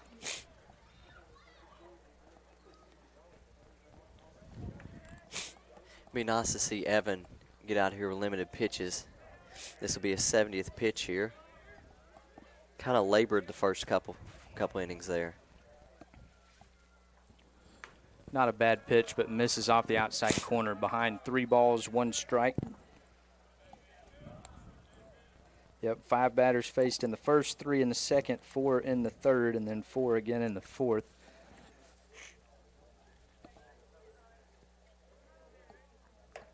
Ooh. That one misses up and in, so a leadoff walk to Halston Shaver puts him on first with nobody out. That brings up Reese Pendergrass, the 9-hole hitter wearing number 99, playing second base. He struck out swinging to start the third. He'll be hitting now with Shaver on first, James on the hill, Frisbee holding the runner tied at first.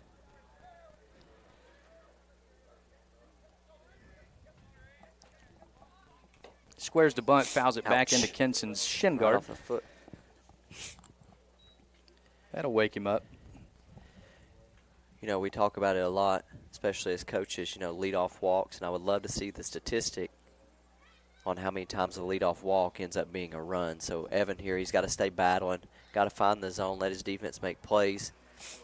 See if we can manage to get out of this one here. We'll see if he can follow suit in the first inning.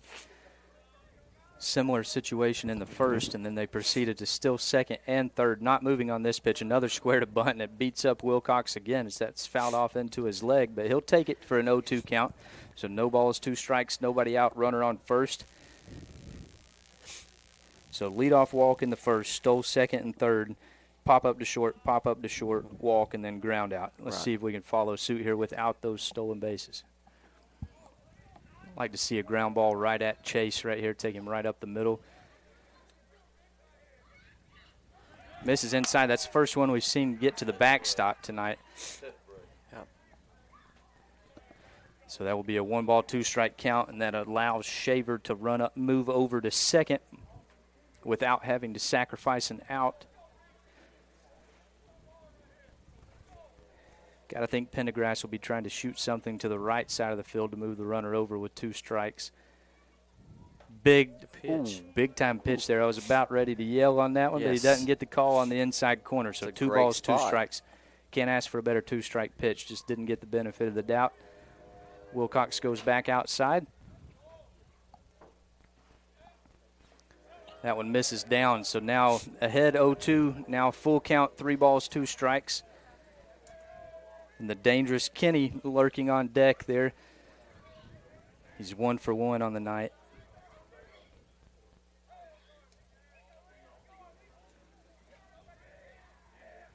Big time pitch there from Evan as Pendergrass is retired swinging for the first out here in the 5th. So 1 out, runner on second. That flips the lineup for Ray County to Kason Kenny, who came into tonight hitting 600, and now he walked in the first and got a single in the third, so now he's raised it even more. So if you're Ray County, this is exactly who you want up to hit. So he's hitting now with a man on second after Shaver drew the walk and then reached second on a wild pitch. That one misses well inside off of Wilcox's glove, and that allows Shaver to move over to third on what will likely be a pass ball. So that one missed inside. Wilcox could have corralled it, but got off his mitt. So now we have really the first time the Eagles have really put the pressure on Evan and the Chargers since the first inning. Evan has to reset here, find his groove, and just start attacking guys.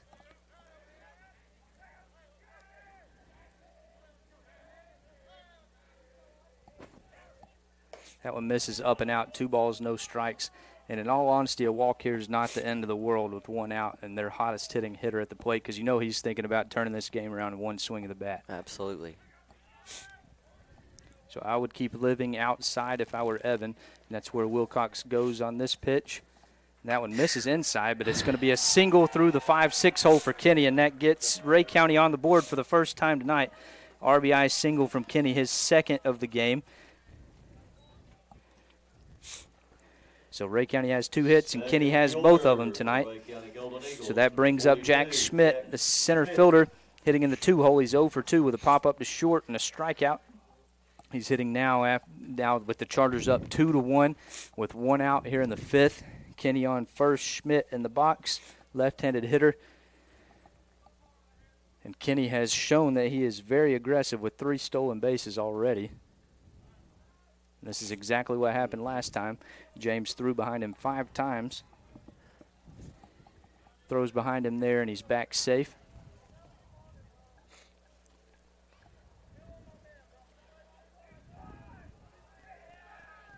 Slide step delivers a pretty pitch. Gets the call in the inside corner. I was a left-handed hitter. That's a tough pitch right there. Curveball off the inside corner that he gets a strike on. You got to live there all the time. That's tough to hit. Perfect pitch there by Evan. Throws behind him once again. Back safely. No balls, 1 strike. Now you begin to wonder, maybe Coach Shepard's thought process here, Evan getting deep in his pitch count here early in the season. How long do you let Evan go here? Another good curveball there, so no balls, 2 strikes. Good.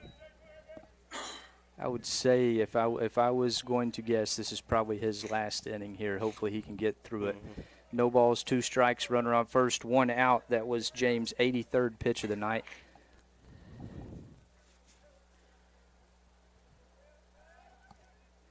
Comes back with another curveball, but that one does miss up and in. 1 ball, 2 strikes.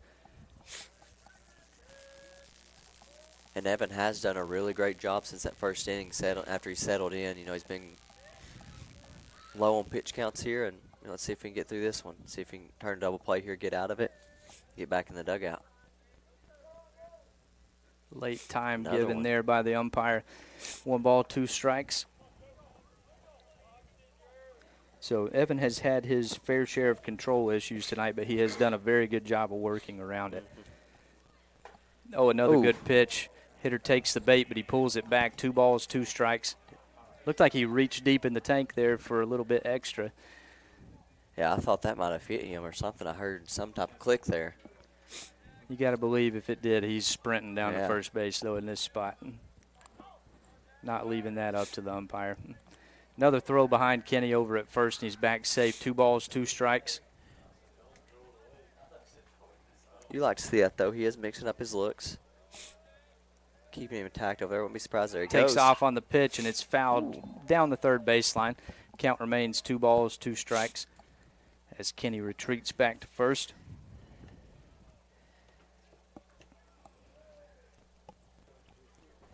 .85, 86 pitches, 45 strikes for Evan on the night. Threw 4.1 with 2 hits, 1 run, which was unearned, and then 5 walks and 6 strikeouts.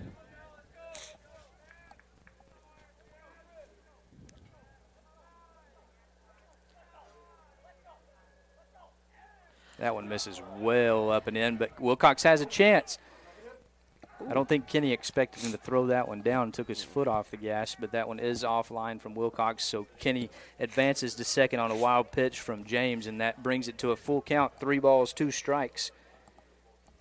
Can you see if they have anybody up? Are you able to see that from where you're at? I cannot see anybody right now. But I got to imagine they got somebody moving down there. Evan's got to be mentally tough here and dig deep and go at this guy. Playing a little head games out there at second. That one did catch him, so it was full count either way. That was ball 4, but it does hit him, so that's going to be a hit by pitch, and I got to imagine you're going to see a mound visit, and there he comes. So he's going to give Evan a chance to catch his breath at the very least. That will be men on first and second with 1 out here in the top of the 5th. Central leading 2-1 after Ray County was able to scratch across their only run of the game, and it looks like that is going to end Evan's night. So Evan, 88 pitches, 45 strikes, 4 1/3, 2 hits, 1 run at the moment. He is responsible for both runners on base, 5 walks and 6 strikeouts. And did we see who this is that's coming in? This is Ryan Moore. Ryan Moore. So Ryan is another guy that has been around the program for several years. Will be a little bit of a different look from Ryan on the right-hand side. He's thrown 1 inning on the year. So good opportunity for him to get some time in a big spot. Did he throw at Hardin Valley?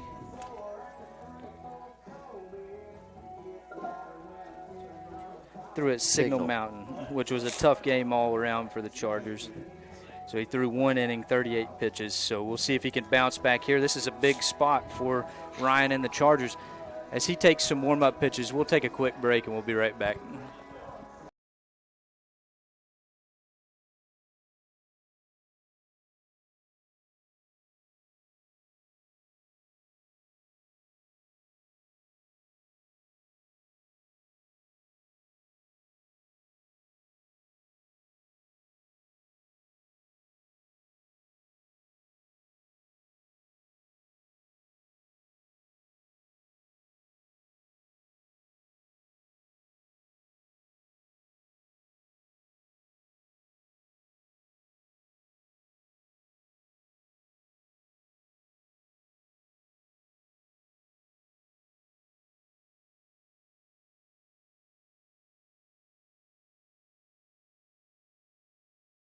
Number 17, Ryan Moore. All right, welcome back, everybody. Batting Had a for the quick Golden break as Eagles. Ryan Moore, the relief pitcher, got some warm-up pitches in. He's coming in a tight spot in a big moment. Been on first and second with 1 out. 3-hole hitter up for Ray County and Corden Butler, who hasn't had a hit yet this year, which is interesting to say for a 3-hole hitter. But he's 0 for 2 on the night with a pop-up to short and a ground out to short. He's hitting with Kenny on second, and then Schmidt on first. He takes off running on the pitch, no throw, so that'll be a stolen base for Kenny, his 4th of the night. It's one of the things on a pitching change there, and I know Chris Shepard done this quite a bit. You know, you don't really know if pitchers, got an idea if, they're worrying about throwing that strike one. I was surprised they didn't have a double still called there. Yeah, that is interesting because now you still leave the double play, but he moves up on the next pitch. That one gets by Wilcox, but the short backstop here keeps him at third. So Moore behind 2 balls, no strikes. That one will likely be a stolen base as well because he got a really good jump on it. So 2 men on. 2 men on, 1 out. Ryan Moore on the mound.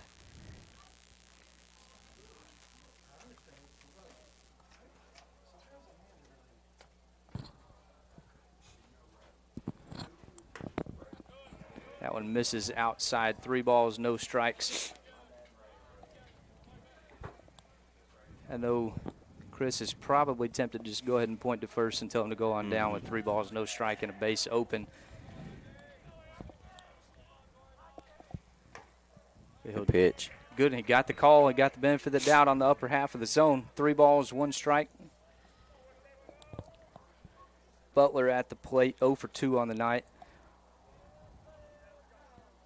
Chargers leading 2-1. Another good pitch from Ryan. Good bounce back after falling behind 3 balls, no strikes. Gets the count full, 3-2. The joke is in high school baseball that the later the night gets, the more the zone expands because they want to go home too. Rodney ain't working on a Saturday. I'm not going to give him that benefit of the doubt. What an awesome battle back from Ryan, and that is the strikeout of the night. That is huge. Fall behind 3 balls, no strikes, and then punch out the 3-hole hitter for a strikeout with 2 men in scoring position for the 2nd out of the inning. So now men on second and third. 4-hole hitter Teague Cunningham, the catcher, coming up. He's 0 for 1 on the night. He walked in the first, was left stranded, and then he struck out swinging in the 4th. He's hitting with men on second and third. Kenny reached on his RBI single to break the scoring open for Ray County. He reached second on a wild pitch, then stole third. Schmidt on first after a hit by pitch, second on a stolen base. Another great pitch from Ryan. Paints the outside corner, no balls, 1 strike. That's a good pitch. Live right there. That's tough to hit, and that's 3 pitches that. Oh, That's a balk. Yeah, that's a balk. He didn't step off. Yep. He crow hopped forward, didn't step back, so that'll be a balk, and that'll tie the game. That's tough. That's really good aggressive base running there. Relief pitcher in, not knowing the situation, or not necessarily being in the flow of the game. Shades of Travis Watson and Sweetwater baseball right there. Yeah, that's when you're getting a little aggressive and desperate almost, but that will tie the game as Kenny scores on a balk. So for the listeners at home, what happened was he took off running as Ryan Moore was coming set. It's tough to make yourself either deliver a pitch there for Wilcox to lay the tag or step off, but he did react and crow hop towards the mount, towards home plate. for the balk. That one misses inside, so that'll be 1 ball, 1 strike. Time to reset. You still have 2 outs here. Go after the hitter here. Yep, he's thrown very, very well. Good pitch, 2-hop out to Chase at short. Throws a strike across the diamond, and no more damage done. So Ray County does tie the game in an interesting top of the 5th, but the 6-3 putout leaves 1 runner stranded over at third. So 2 runs on 1 hit. We'll say 1 error and 1 man left on base to tie the game here in the 5th as Ray County sends 6 hitters up to the plate. So now we head to the bottom of the 5th, and the pressure's back on. Chargers haven't had much offensive production since the 1st, so we'll see if 9-1-2 can flip that momentum back in the Chargers' way as Chase Nichols leads off. He's 0 for 0 on the night. He was hit by a pitch in his only attempt, and then it flips to Hunter Rayburn and Dylan Jacobs. So it looks like we got this. We're going to have, looks like a new pitcher potentially for Ray County. While we figure that out, we'll take a quick break, and we'll be right back.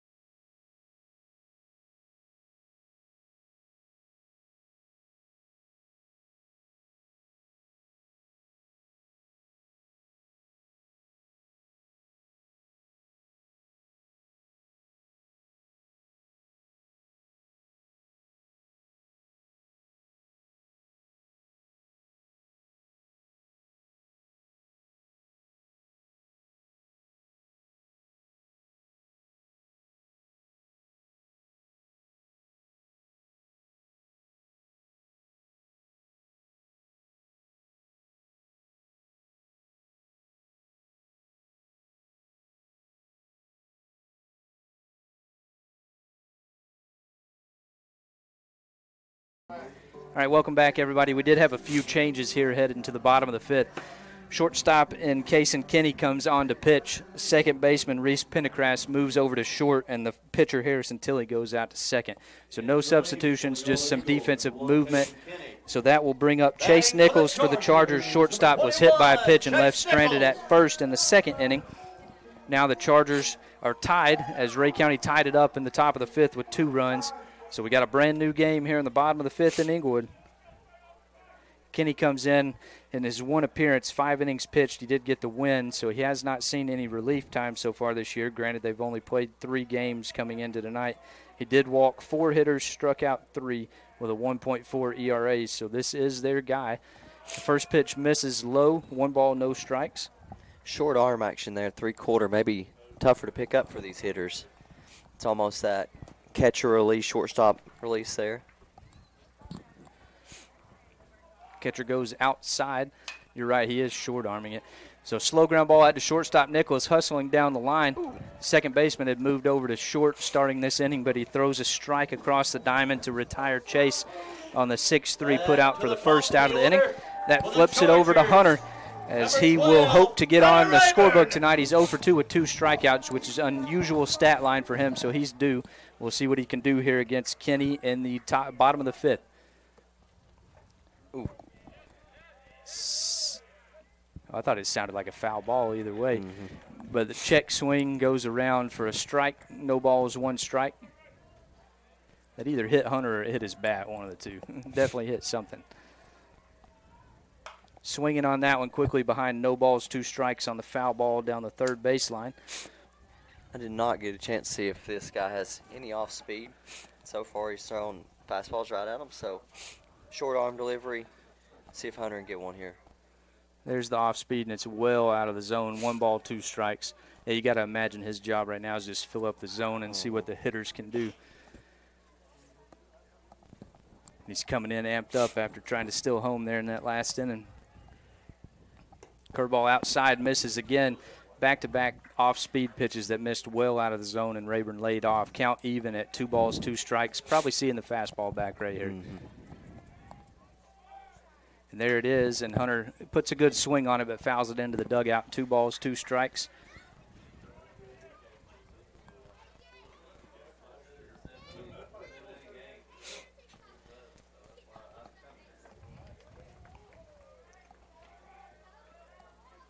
Goes outside. Fastball outside, and Hunter fouls it off over the Ray County dugout. Count remains 2 balls, 2 strikes. I think Hunter has got a good feel for the pitcher here. Just missed the past 3 swings here, so see if he can stay on the ball, track it late. Once again, shoot that right center gap, let him run for a while. Fastball, or that may have been a changeup coming inside, and Rayburn's out in front of it for the strikeout, so he swings through it for the second out of the 5th inning. That brings up Dylan Jacobs. He's 1 for 2 on the night with a bunt single in the first. Later came around to score the first run of the game, and then grounded out to second in the 3rd. So now he's hitting on with nobody on, 2 outs. Tie game 2-2 here in the bottom of the 5th. Third baseman playing about 2-3 feet in on the grass. He's swinging first pitch. It looks like it's going to get out of play, so no balls, 1 strike on the foul ball from Jacobs.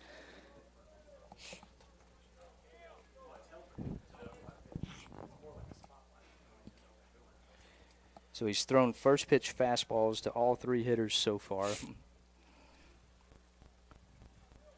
We'll see this first left-handed hitter that Central has put up against Kenny.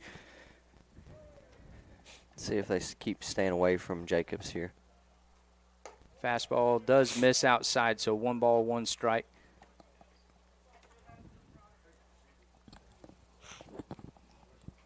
Middle of the field is wide open. Shortstop playing almost in the 5-6 hole over there. Ooh. Rodney tried to ring Jacobs on 2 strikes. Makes me think he did that earlier, but it is what it is. So that'll be 1 ball, 2 strikes. Pitcher missed his spot, but threw something over plate, got the strike call here. Can't help but think the shortstop positioning is something called from the coach because they are trying to stay away from Jacobs, hoping that he will poke something that way. 1 ball, 2 strikes after a foul ball over Central's dugout.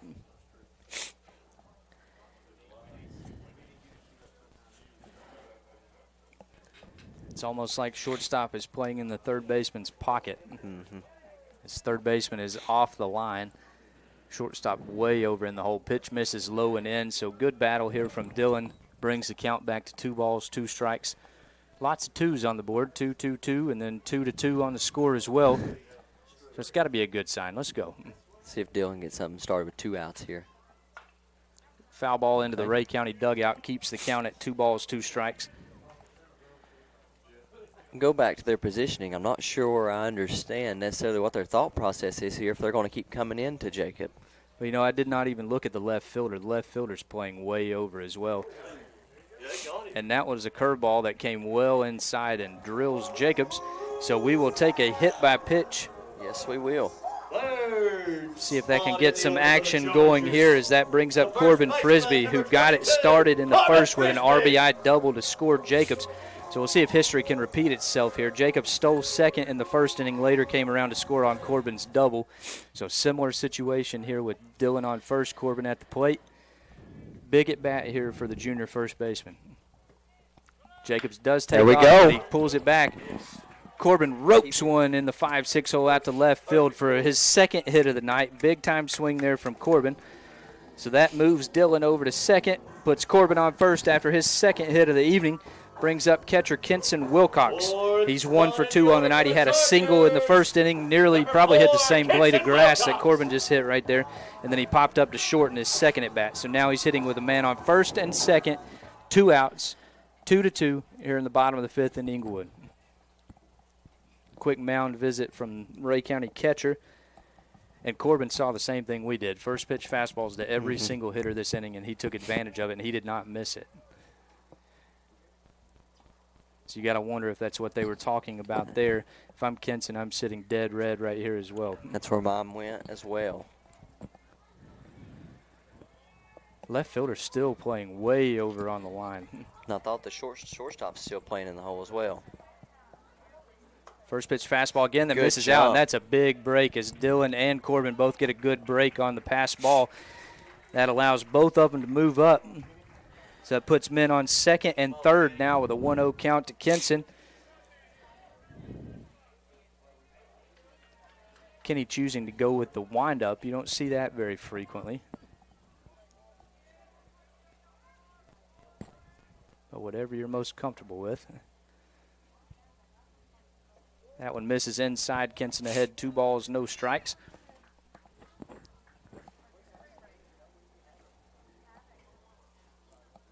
And this is a spot as a coach that 2-0 in a big game, you probably want to tell them to sit, but you've also got a senior leader at the plate, so you want to trust him as well. Right. He does take a fastball on the outside corner, 2 balls, 1 strike. And I can't imagine that he has the confidence in that curveball after 2 of them got to the backstop earlier that you're probably going to see a fastball here on 2 balls, 1 strike. Absolutely, and I think Kenny knows that being behind the plate and catching for 3 years now. He knows what's coming here. And there it was, but he misses outside. So now a hitter's count to Kenson with 3 balls, 1 strike. Have the pleasure of sitting on 1 pitch here with a 3-ball, 1 strike count. And Corbin can get about as big of a lead as he wants out there at second. He got the pitch, but he missed it a little bit. But it's going to get out of play down the right field line as he was a hair late on the inside fastball. But lives to fight another day. 3 balls, 2 strikes, 2 outs. Men on second and third. Game tied 2-2 here in the bottom of the 5th. Now I guess the question is, does he trust that curveball enough to throw it here full up? I'm going to go ahead and say no. It's probably going to be a fastball, but it would be a brilliant time to throw it if you did. And there's the fastball. It's a good hit there from Kenson, but right at the shortstop. It's going to be a close play, but the throw beats him by half a step. So good hustle from Kenson, good contact. Just happened to be right at the shortstop, who we were talking about shading the 5-6 hole, which turned out to be good. Most positioning, that's probably a backhand on that hard hit ball, but it was not. Makes a clean throw across the diamond to retire the Chargers. So Chargers, no runs, 1 hit, no errors, and 2 men left on base here in the 5th. So that brings us to the top of the 6th. We got a game on our hands. So it'll be 5, 6, 7 for Ray County and Jim Cunningham, Harrison Tilley, and Brady Williams. Thank you again to the Animal Clinic of Athens for allowing us to broadcast tonight, and Charger Dugout Club for the support as always, and then also Bogus Videography. We can't forget Josh. Thank you for everything you do for the community and especially for Charger Baseball. You are much appreciated. We're going to take a quick break, and we'll be right back.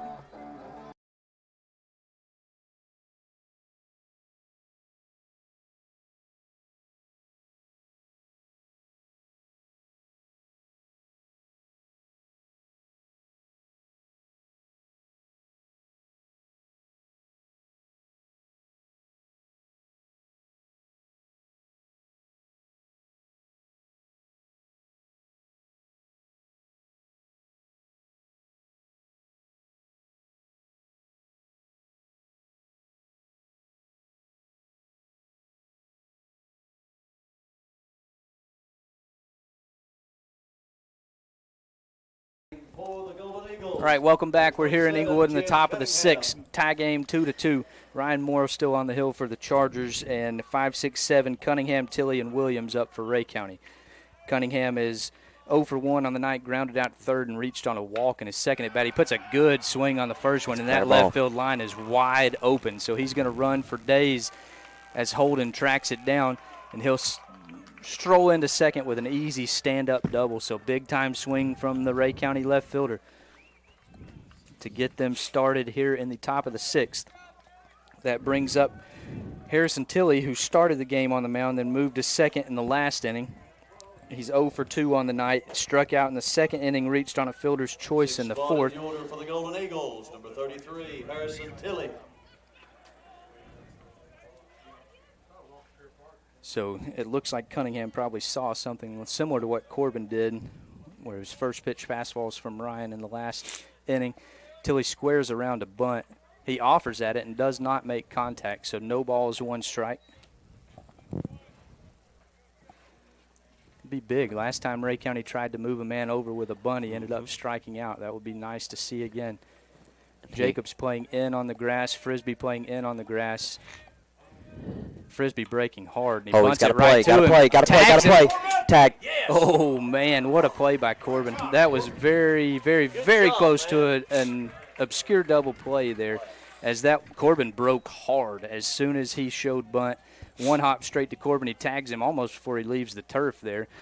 Throws it over to third, not able to get him. So it is a sack bunt, although at an awkward sack bunt for Harrison Tilley, but he gets the job done as he moves Cunningham over to third. So 1 out, man on third, tie game. First curveball we've seen from Ryan, and it's a beauty. So ahead, no balls, 1 strike, as Shepard brings the infield in here in the top of the 6th with Williams at the plate, third baseman for Ray County.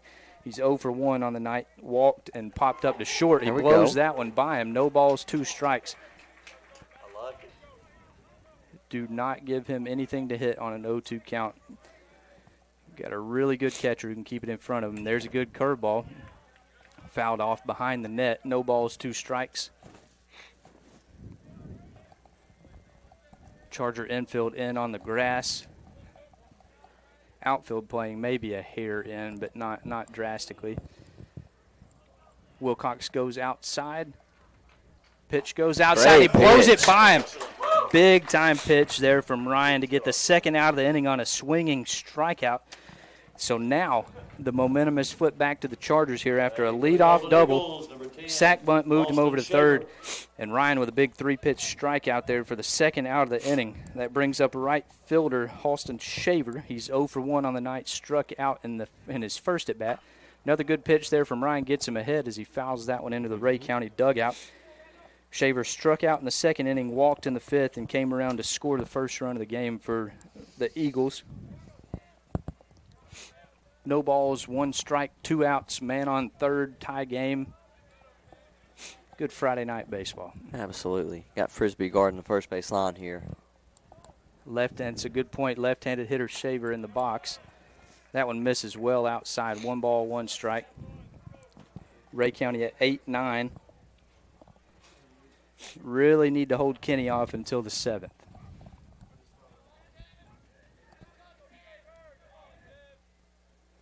Good pitch, but it misses off the outside corner. 2 balls, 1 strike. I love how quick Ryan is getting on the mound and working here. I think he's at his best when he does get in that quick rhythm and just let it go and go fire. Wilcox goes back outside. Pitch. Fouled right back into the net, so now we got a lot of 2s again. 2 balls, 2 strikes, 2 outs, 2-2 here in the bottom of the 6th. The runner on third.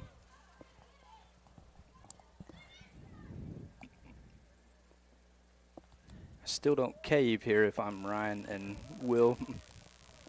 Go back outside and see what you can do. That's what they do. Good curveball, just misses by maybe a ball or 2 outside. It almost 3 balls, 2 strikes. Plate. That's a great pitch. He just didn't take the bait. And a walk here is not terrible either, as Pendergrass is 0 for 2 with 2 strikeouts on deck.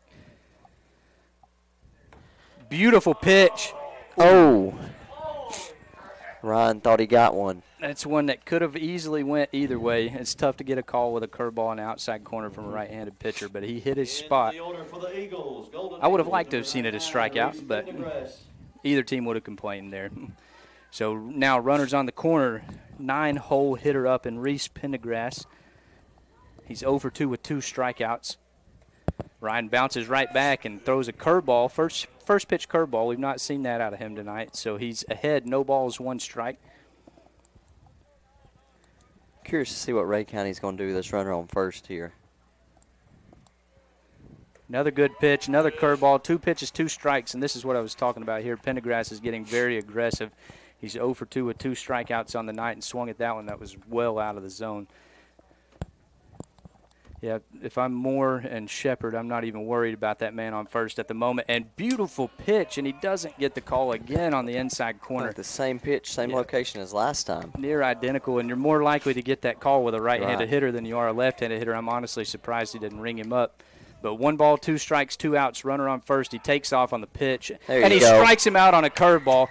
And Ryan is a little fired up, and you love to see it. What a comeback there, though. Big-time strikeout. After a leadoff double in the 6th, he moves over to third on the sack bunt to Corbin Frisbee. strikeout, walk, strikeout, and the Chargers are out of the inning in the 6th with no damage done. So now we flip it to the bottom of the 6th and see if the Charger bats can do it here. Henry Woods leading off, Lucas Eaton and Hudson Reed pending no changes. Ray County will be in the top of the 7th with the top of the lineup up, so it would be nice to see the Chargers scratch off at least one here in the bottom of the 6th. As they warm up here in the 6th inning, it's still going to be Kenny on the mound for the Ray County. Thank you again to the Animal Clinic of Athens for allowing us to broadcast this game tonight. It's been a good one. Not much action after the first inning, but now it seems like every inning's got a little action. Good pitching, good hitting going on right now. So anxious to see how this one turns out. We'll take a quick break and we'll be right back.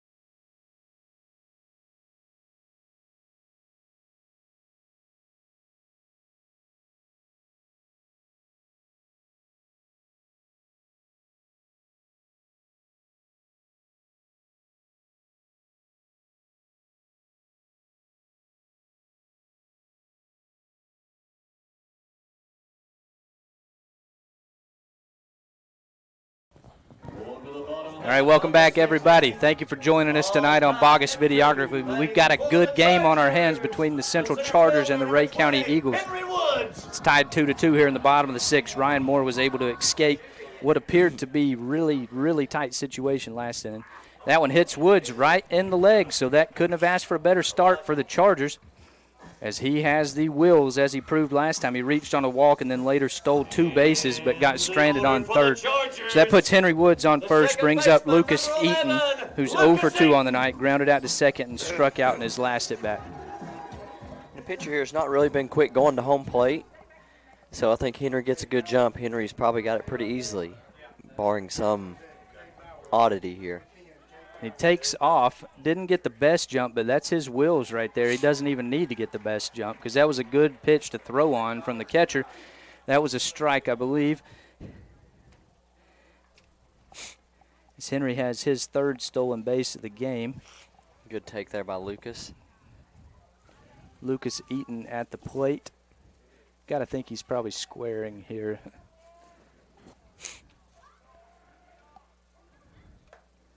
Pulls it back and takes it up and out of the zone. Oh, wow. Whoa.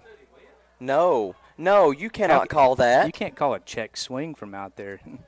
He cannot do that. You know, we had this discussion a couple years ago. We had a play at Tellico that there was a kid that squared around a bunt, and he never offered in front of the plate but kept his bat out. You know, we went and talked about the rule that if you don't offer across the plate, technically you don't go. Right. I don't know what, because, you know, a check swing, you know, if you don't break the plane there. Now that's the interesting between a 2-man and a 3-man crew with a man just out behind the mound. I'm not sure how he makes that call to overturn there, but either way, it's no balls, 2 strikes, which changes the game completely. And as far as Shepard's approach with Lucas, because now you're not going to bunt on a no ball, 2-strike count, but try to stay back and shoot it to the right side of the field and move Henry over. Accomplish the same thing. Second baseman is playing very shallow, sort of playing halfway. First base, third base still in on the corners. Henry with a good lead, shortstop holding him close out there. Steps off. Count remains no balls, 2 strikes, but it's almost like Ray County's still expecting a bunt with the corners in and middle infield playing halfway. Could come back to bite them. And he takes one right down the middle for strike 3. So that's a strikeout there for the first out of the inning. For the Chargers, number 10, Cade Bowers. So we have a pinch hitter here for Hudson Reed, and that's Cade Bowers. Wearing number 10. That's a really good number. That's my favorite number. That's what I wore here. So we'll see if 10 can step up. Senior getting a pinch hit appearance here. So this will be his first at bat of the season in a big spot.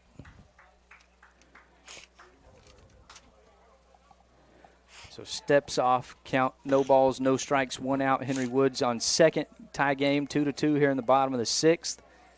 Cade Bowers at the plate. Catcher sets up on the outside corner.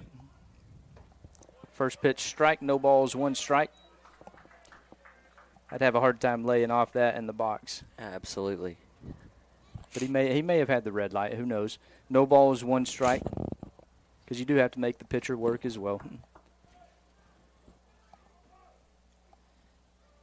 Catcher comes inside this time, and he squares the bunt and pulls it back on a strike. So now we're behind no balls, 2 strikes.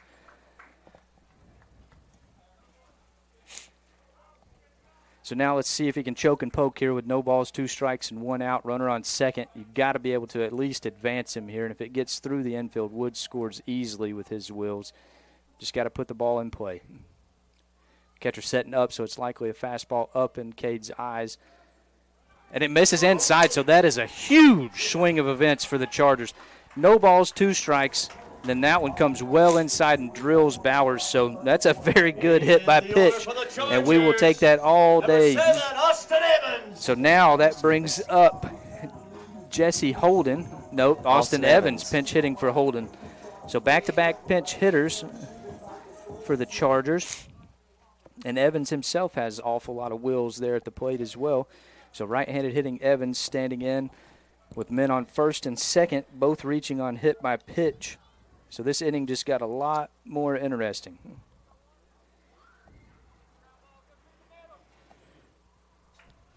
We'll see if, be curious to see if Shepard tries to get aggressive here. I think you have that availability with Henry on second and third, was playing at the cut, so who knows what Austin shows here or what Shep has called, but it will be interesting to see on this first pitch. Austin with 4 plate appearances. He's seen a lot of time pinch running. Swings through that one. I like offering it that, though. There's a strike either way. Swung out of his shoes trying to hit that one to the school, and he swings and misses. No ball, 1 strike. I think if you get something down here, you might have a possibility of Henry scoring from second on a throw over to first. Then he squares the bunt on the second pitch, fouls it back into the catcher. So now we're back to a no ball, 2 strike count.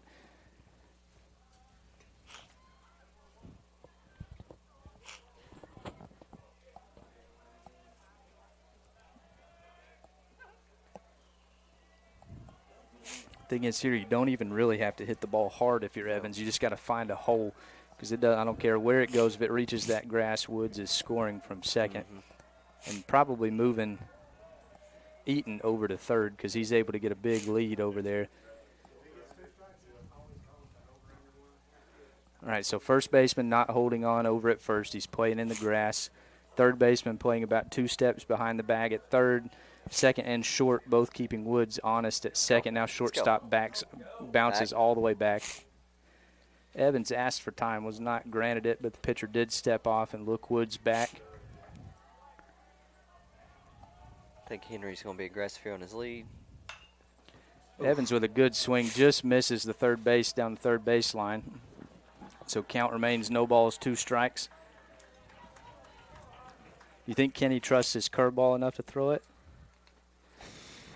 I think 0-2, you got to trust it right here as long as you can locate it and, keep it in the zone a little bit. You don't want to pass ball here and then runners go second and third with 1 out. I don't think he's going to. Oh, that could be a balk. I didn't see time granted. He didn't grant him time. Oh, that's interesting. But Shepard not arguing. So we'll move on. No balls, 2 strikes, 1 out. Men on first and second. Very aggressive lead at first as nobody's holding him on.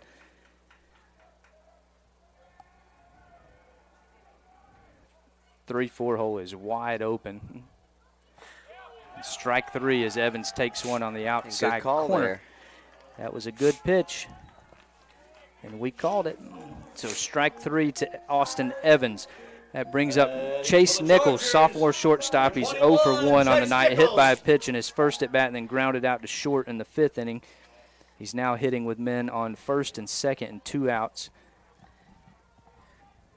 Here is one of those situations in the past where Shep may try to force the issue a little bit here. Like seeing Chase swing. That's a strike either way, but he swings through it. No balls, 1 strike. But I think he trusts Chase enough with a bat in his hands here. He's going to let Chase work. Especially with the second baseman leaving that 3-4 hole wide open. We've yet to see a Charger hitter stay back and shoot one the other way. Would be a perfect opportunity. Because that second baseman is playing really, really close to the bag. Good pitch there. That one buckles Nichols, and he's quickly behind. No balls, 2 strikes. He never signaled a strike there. Okay, I take that back. That was right down the middle, but apparently that's a ball. So 1 ball, 1 strike. Couldn't have asked for a prettier pitch, but we'll take it.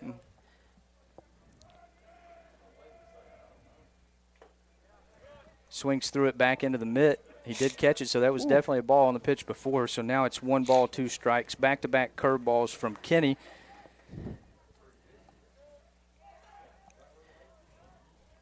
Does he come with a 3rd straight curveball, or does he trust his fastball? And do you send Henry right here? And he does, and it's a curveball, and Nichols fouls it into the dugout. 1 ball, 2 strikes, 2 outs. Sort of almost like a delayed still on that one. He wasn't going on the break.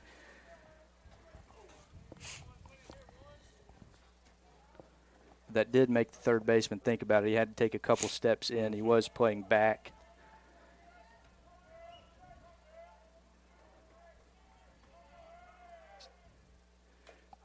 Not moving on the pitch that time. Nichols fouls another one straight back, so a good battle here. 1 ball, 2 strikes, 2 outs. Men on first and second.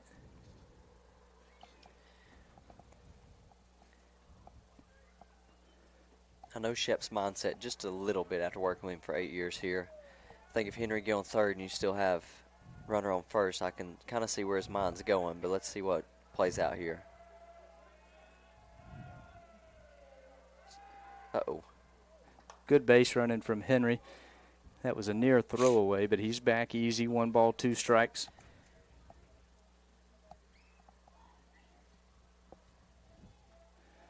Left fielder still opting to play closer to the line than the gap. Center fielder playing left center. Right fielder playing normal position. Fastball, Nichols hits a slow roller up the middle. It's going to be a tough play as Nichols has some wheels, but he beats him by half a step for the 3rd out. So Central has men on first and second, nobody out, but unable to capitalize, and leaves no runs, no hits, no errors, and 2 men left on base. So that flips us now to the top of the 7th. Both teams at the top of the lineup, so we're dead even there.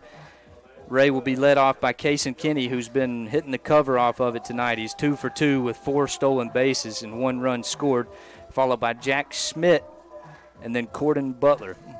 Looks like Ryan Moore still on the hill for the Chargers. So as we head to the top of the 7th, we've got a game. Stay tuned with us. We'll be right back.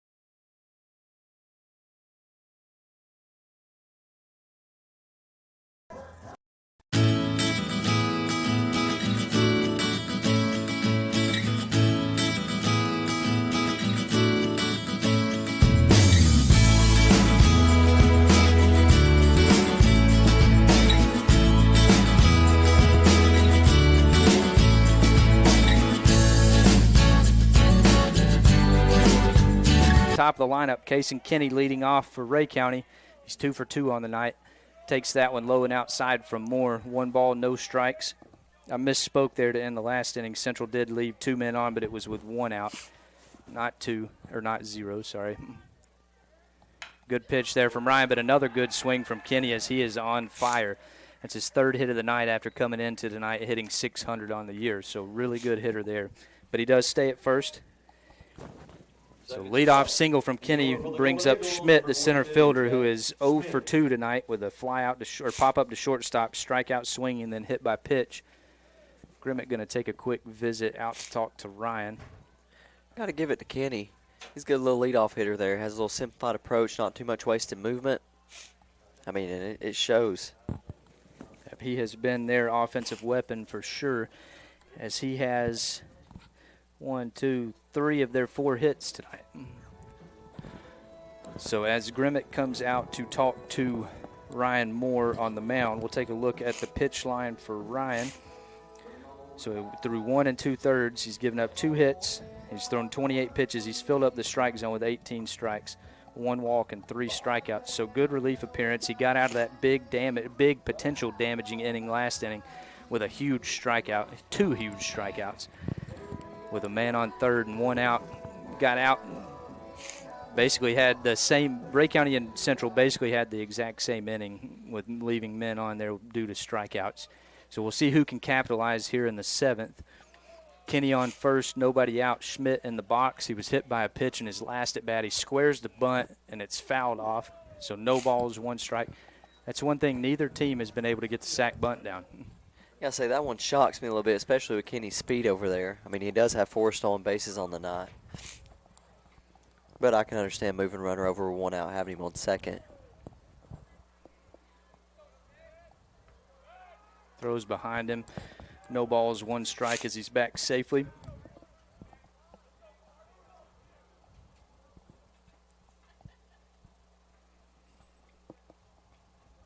I guess Ray County's thinking they have to produce somehow. Kenny's been their only offensive output tonight. So great pitch from Moore, catches the outside corner. No balls, 2 strikes. So we'll see if that changes Ray County's approach. Although he did not offer bunt on that one, he took it all the way. No balls, 2 strikes. Let's see a ground ball to either Lucas or Chase. Throws behind to Corbin. He's back safe, diving in. No balls, 2 strikes. I think that's a good idea by Ryan Moore there. Would not shock me in one bit if they send Kenny here. There he goes on the break, and it's hit 2-hopper over to Corbin. He's going 3. Good plays. Tagged him. Throws it, keep it in front over Got there. him. And the second base umpire makes that call, even though Rodney's right on top of it. I think we got to go back to this play at first base.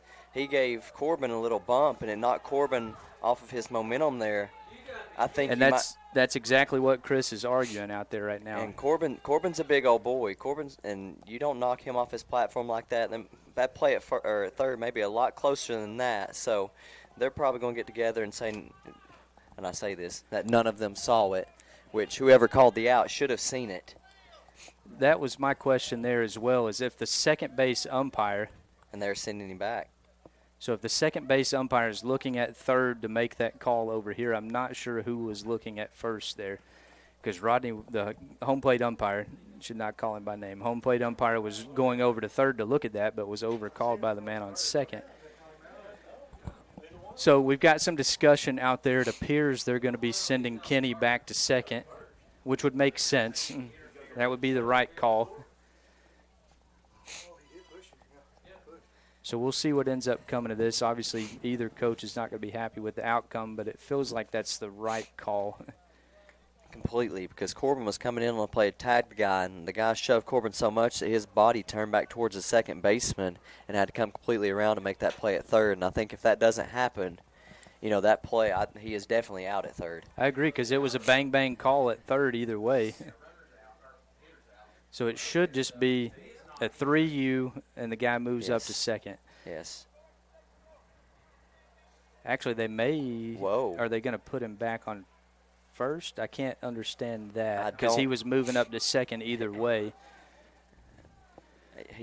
That is my understanding, too. He had already made it to second. He has to move up on the ground ball. You can't assume that he'll make the play or get to third, so The runner should be at second here. There's no way he can come back to first. So interesting here, top of the 7th. So to recap, what happened was a leadoff single from Kenny.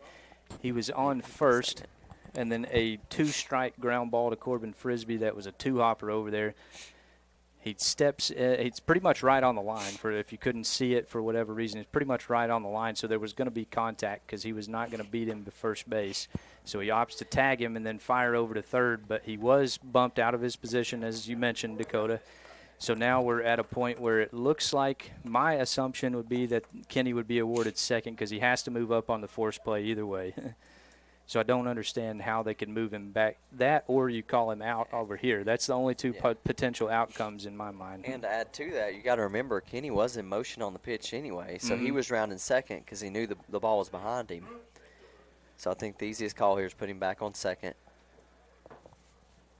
And we have 1 out. So we'll see what the outcome ends up being. Either way, somebody's not going to be happy with it.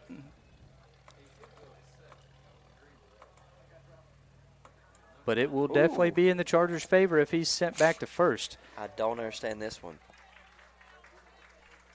Okay, and it looks like that's the outcome. How we got here, I'm not exactly sure, but we will take it. So that leaves Kenny on first now with 1 out instead of being on second or even third with 1 out. So that's a big game changer, and he's likely going to be moving on the pitch here anyway. He's going to get it back. But a good pitch, and it could be a double play. This could be a huge momentum change, but unable to get a good. Looks like Chase had a little bit of trouble corralling it, but he does get the big out on the force out to get Kenny out at second. So now that's an even bigger game-changing call, moving him back to first, because who knows if the kid beats that out when Chase bobbles it there at short. So now we've got a 6-4 put out for the second out of the inning, as Butler reaches on the fielder's choice. But it all goes back to, once again, the guy in the 2-hole there. I don't understand why you just don't let him try to move up on a stolen base instead of squaring around a bunt. And there he moves on that pitch, and a good throw safe from Wilcox, but it was high. Yes. So Eaton had to jump for it, couldn't get the tag back down. I think the ball did beat him there. It was just a little high. So that is a stolen base for Butler as he moves up to second. This has been a wild inning to try to keep a scorebook, I'm not going to lie. And you're using a pen. And using a pen. It's like using a pen on the golf course. Right. Yeah. So now we got a man on second with 2 outs. And that brings up Teed Cunningham. What a crazy situation. I would like to hear what they had to say for their reasoning there. Good pitch there from Ryan. He's ahead, no balls, 2 strikes. And this place might blow up here if they go get a strikeout. Right. That dugout is going to go crazy.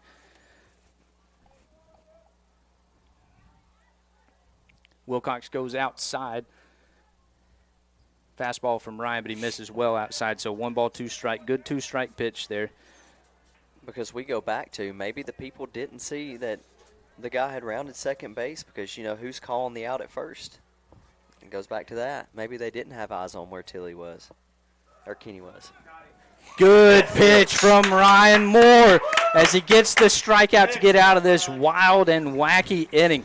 So that is the 3rd strikeout for Ryan Moore, and it couldn't have come at a bigger time as he strikes out Cunningham to retire the side here in the 7th. I can't even begin to explain how that inning unfolded, but here we are in a tie game headed to the bottom of the 7th, and the Chargers are exactly where they want to be at the top of the lineup with Hunter Rayburn leading off. And boy, oh boy, Dakota, is he due after 3 strikeouts. This game could very well end on 1 pitch as we come back in.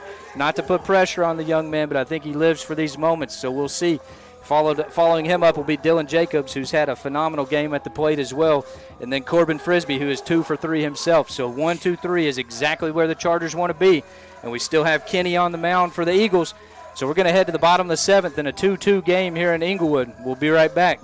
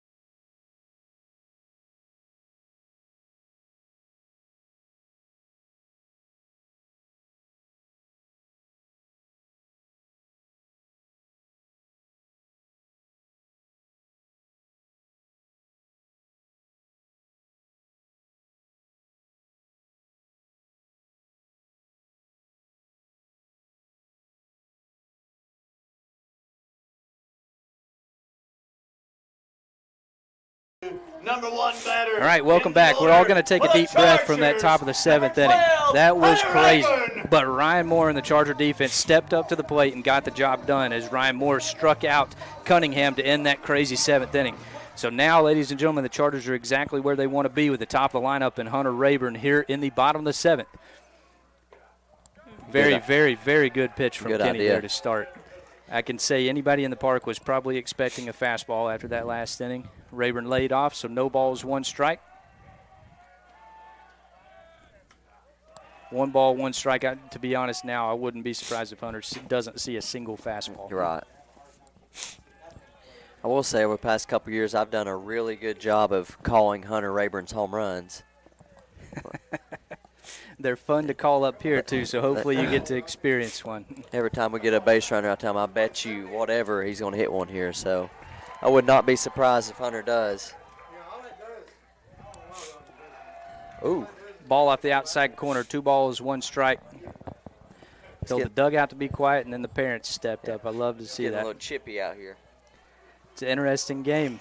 It's been fun to watch and call. 2 balls, 1 strike. Hey, do we call it, baby? Let's go. Get out of here. Ball game. Hunter Rayburn ends it on 1 swing of the bat. Wow. Thank you for joining us tonight, and I hope you hung around to watch that wild and crazy end of the game. Go ahead, Dakota. I know you want to say it. I called it. You did call, and I told you it was fun to call from up here. Hey, boys, I know this is non-district game, but you're not going to get a better baseball game than that. Chargers win it 3-2 on a Hunter Rayburn absolute bomb over the new nice banner they got out there in left field. Never even saw it come down, to be honest with you. That ball was hit so far. Heck, it may have made it to the parking lot out there. What a swing from Hunter. Dakota, give me your final thoughts. Well, you said he was due there, and, you know, not many times Hunter comes up. I think he was 0 for 3 at that point. And he sat on his pitch. I still don't understand why Kenny come back with a fastball, but Hunter was sitting on it. He found it, and shoot, he ended the game on it. He didn't miss it. He didn't miss it, ladies and gentlemen. That ball was hit well. So let's give some final pitching lines here. So Evan James ends the night 4 2/3 innings, 4 1/3 inning, 2 hits, 2 runs, both of them earned, 5 walks, 6 strikeouts. Ryan Moore walks out with the win on 2 2/3, 2 hits, no runs scored, 1 walk, and 4 strikeouts. And I can't stress enough how well Ryan did out there. He battled some adversity, but he got the big strikeout when he needed it, and that is huge. Right. I mean, there in that 1 inning, you know, you had a runner on maybe 2nd and 3rd or 1st and 3rd, whatever, and he comes back and he battles through all that and gets out of the inning unscathed there. Great few innings there by Ryan. So this was a fun one tonight. It's going to be hard for any other broadcast to live up to that one. That was a blast. So, Dakota, thank you for joining us tonight. I hope you enjoyed watching it from a fan's perspective. You don't expect all of them to live up to this, man. I don't know about it. I'll keep coming up here and calling Hunter Rayburn home runs if you want me to. All right, we'll see if we can get Coach Stone back up here with us another night. But for Ethan Starr, Josh Bogus, Dakota Stone, thank you for joining us tonight. Hope you got to see that last inning. If you didn't, go back and watch it. That was a fun one. So thank you again tonight to the Animal Clinic of Athens and the Charger Dugout Club for allowing this broadcast on Bogus Videography to happen. Perfect first game back for a broadcast. Until next time, we'll see you later.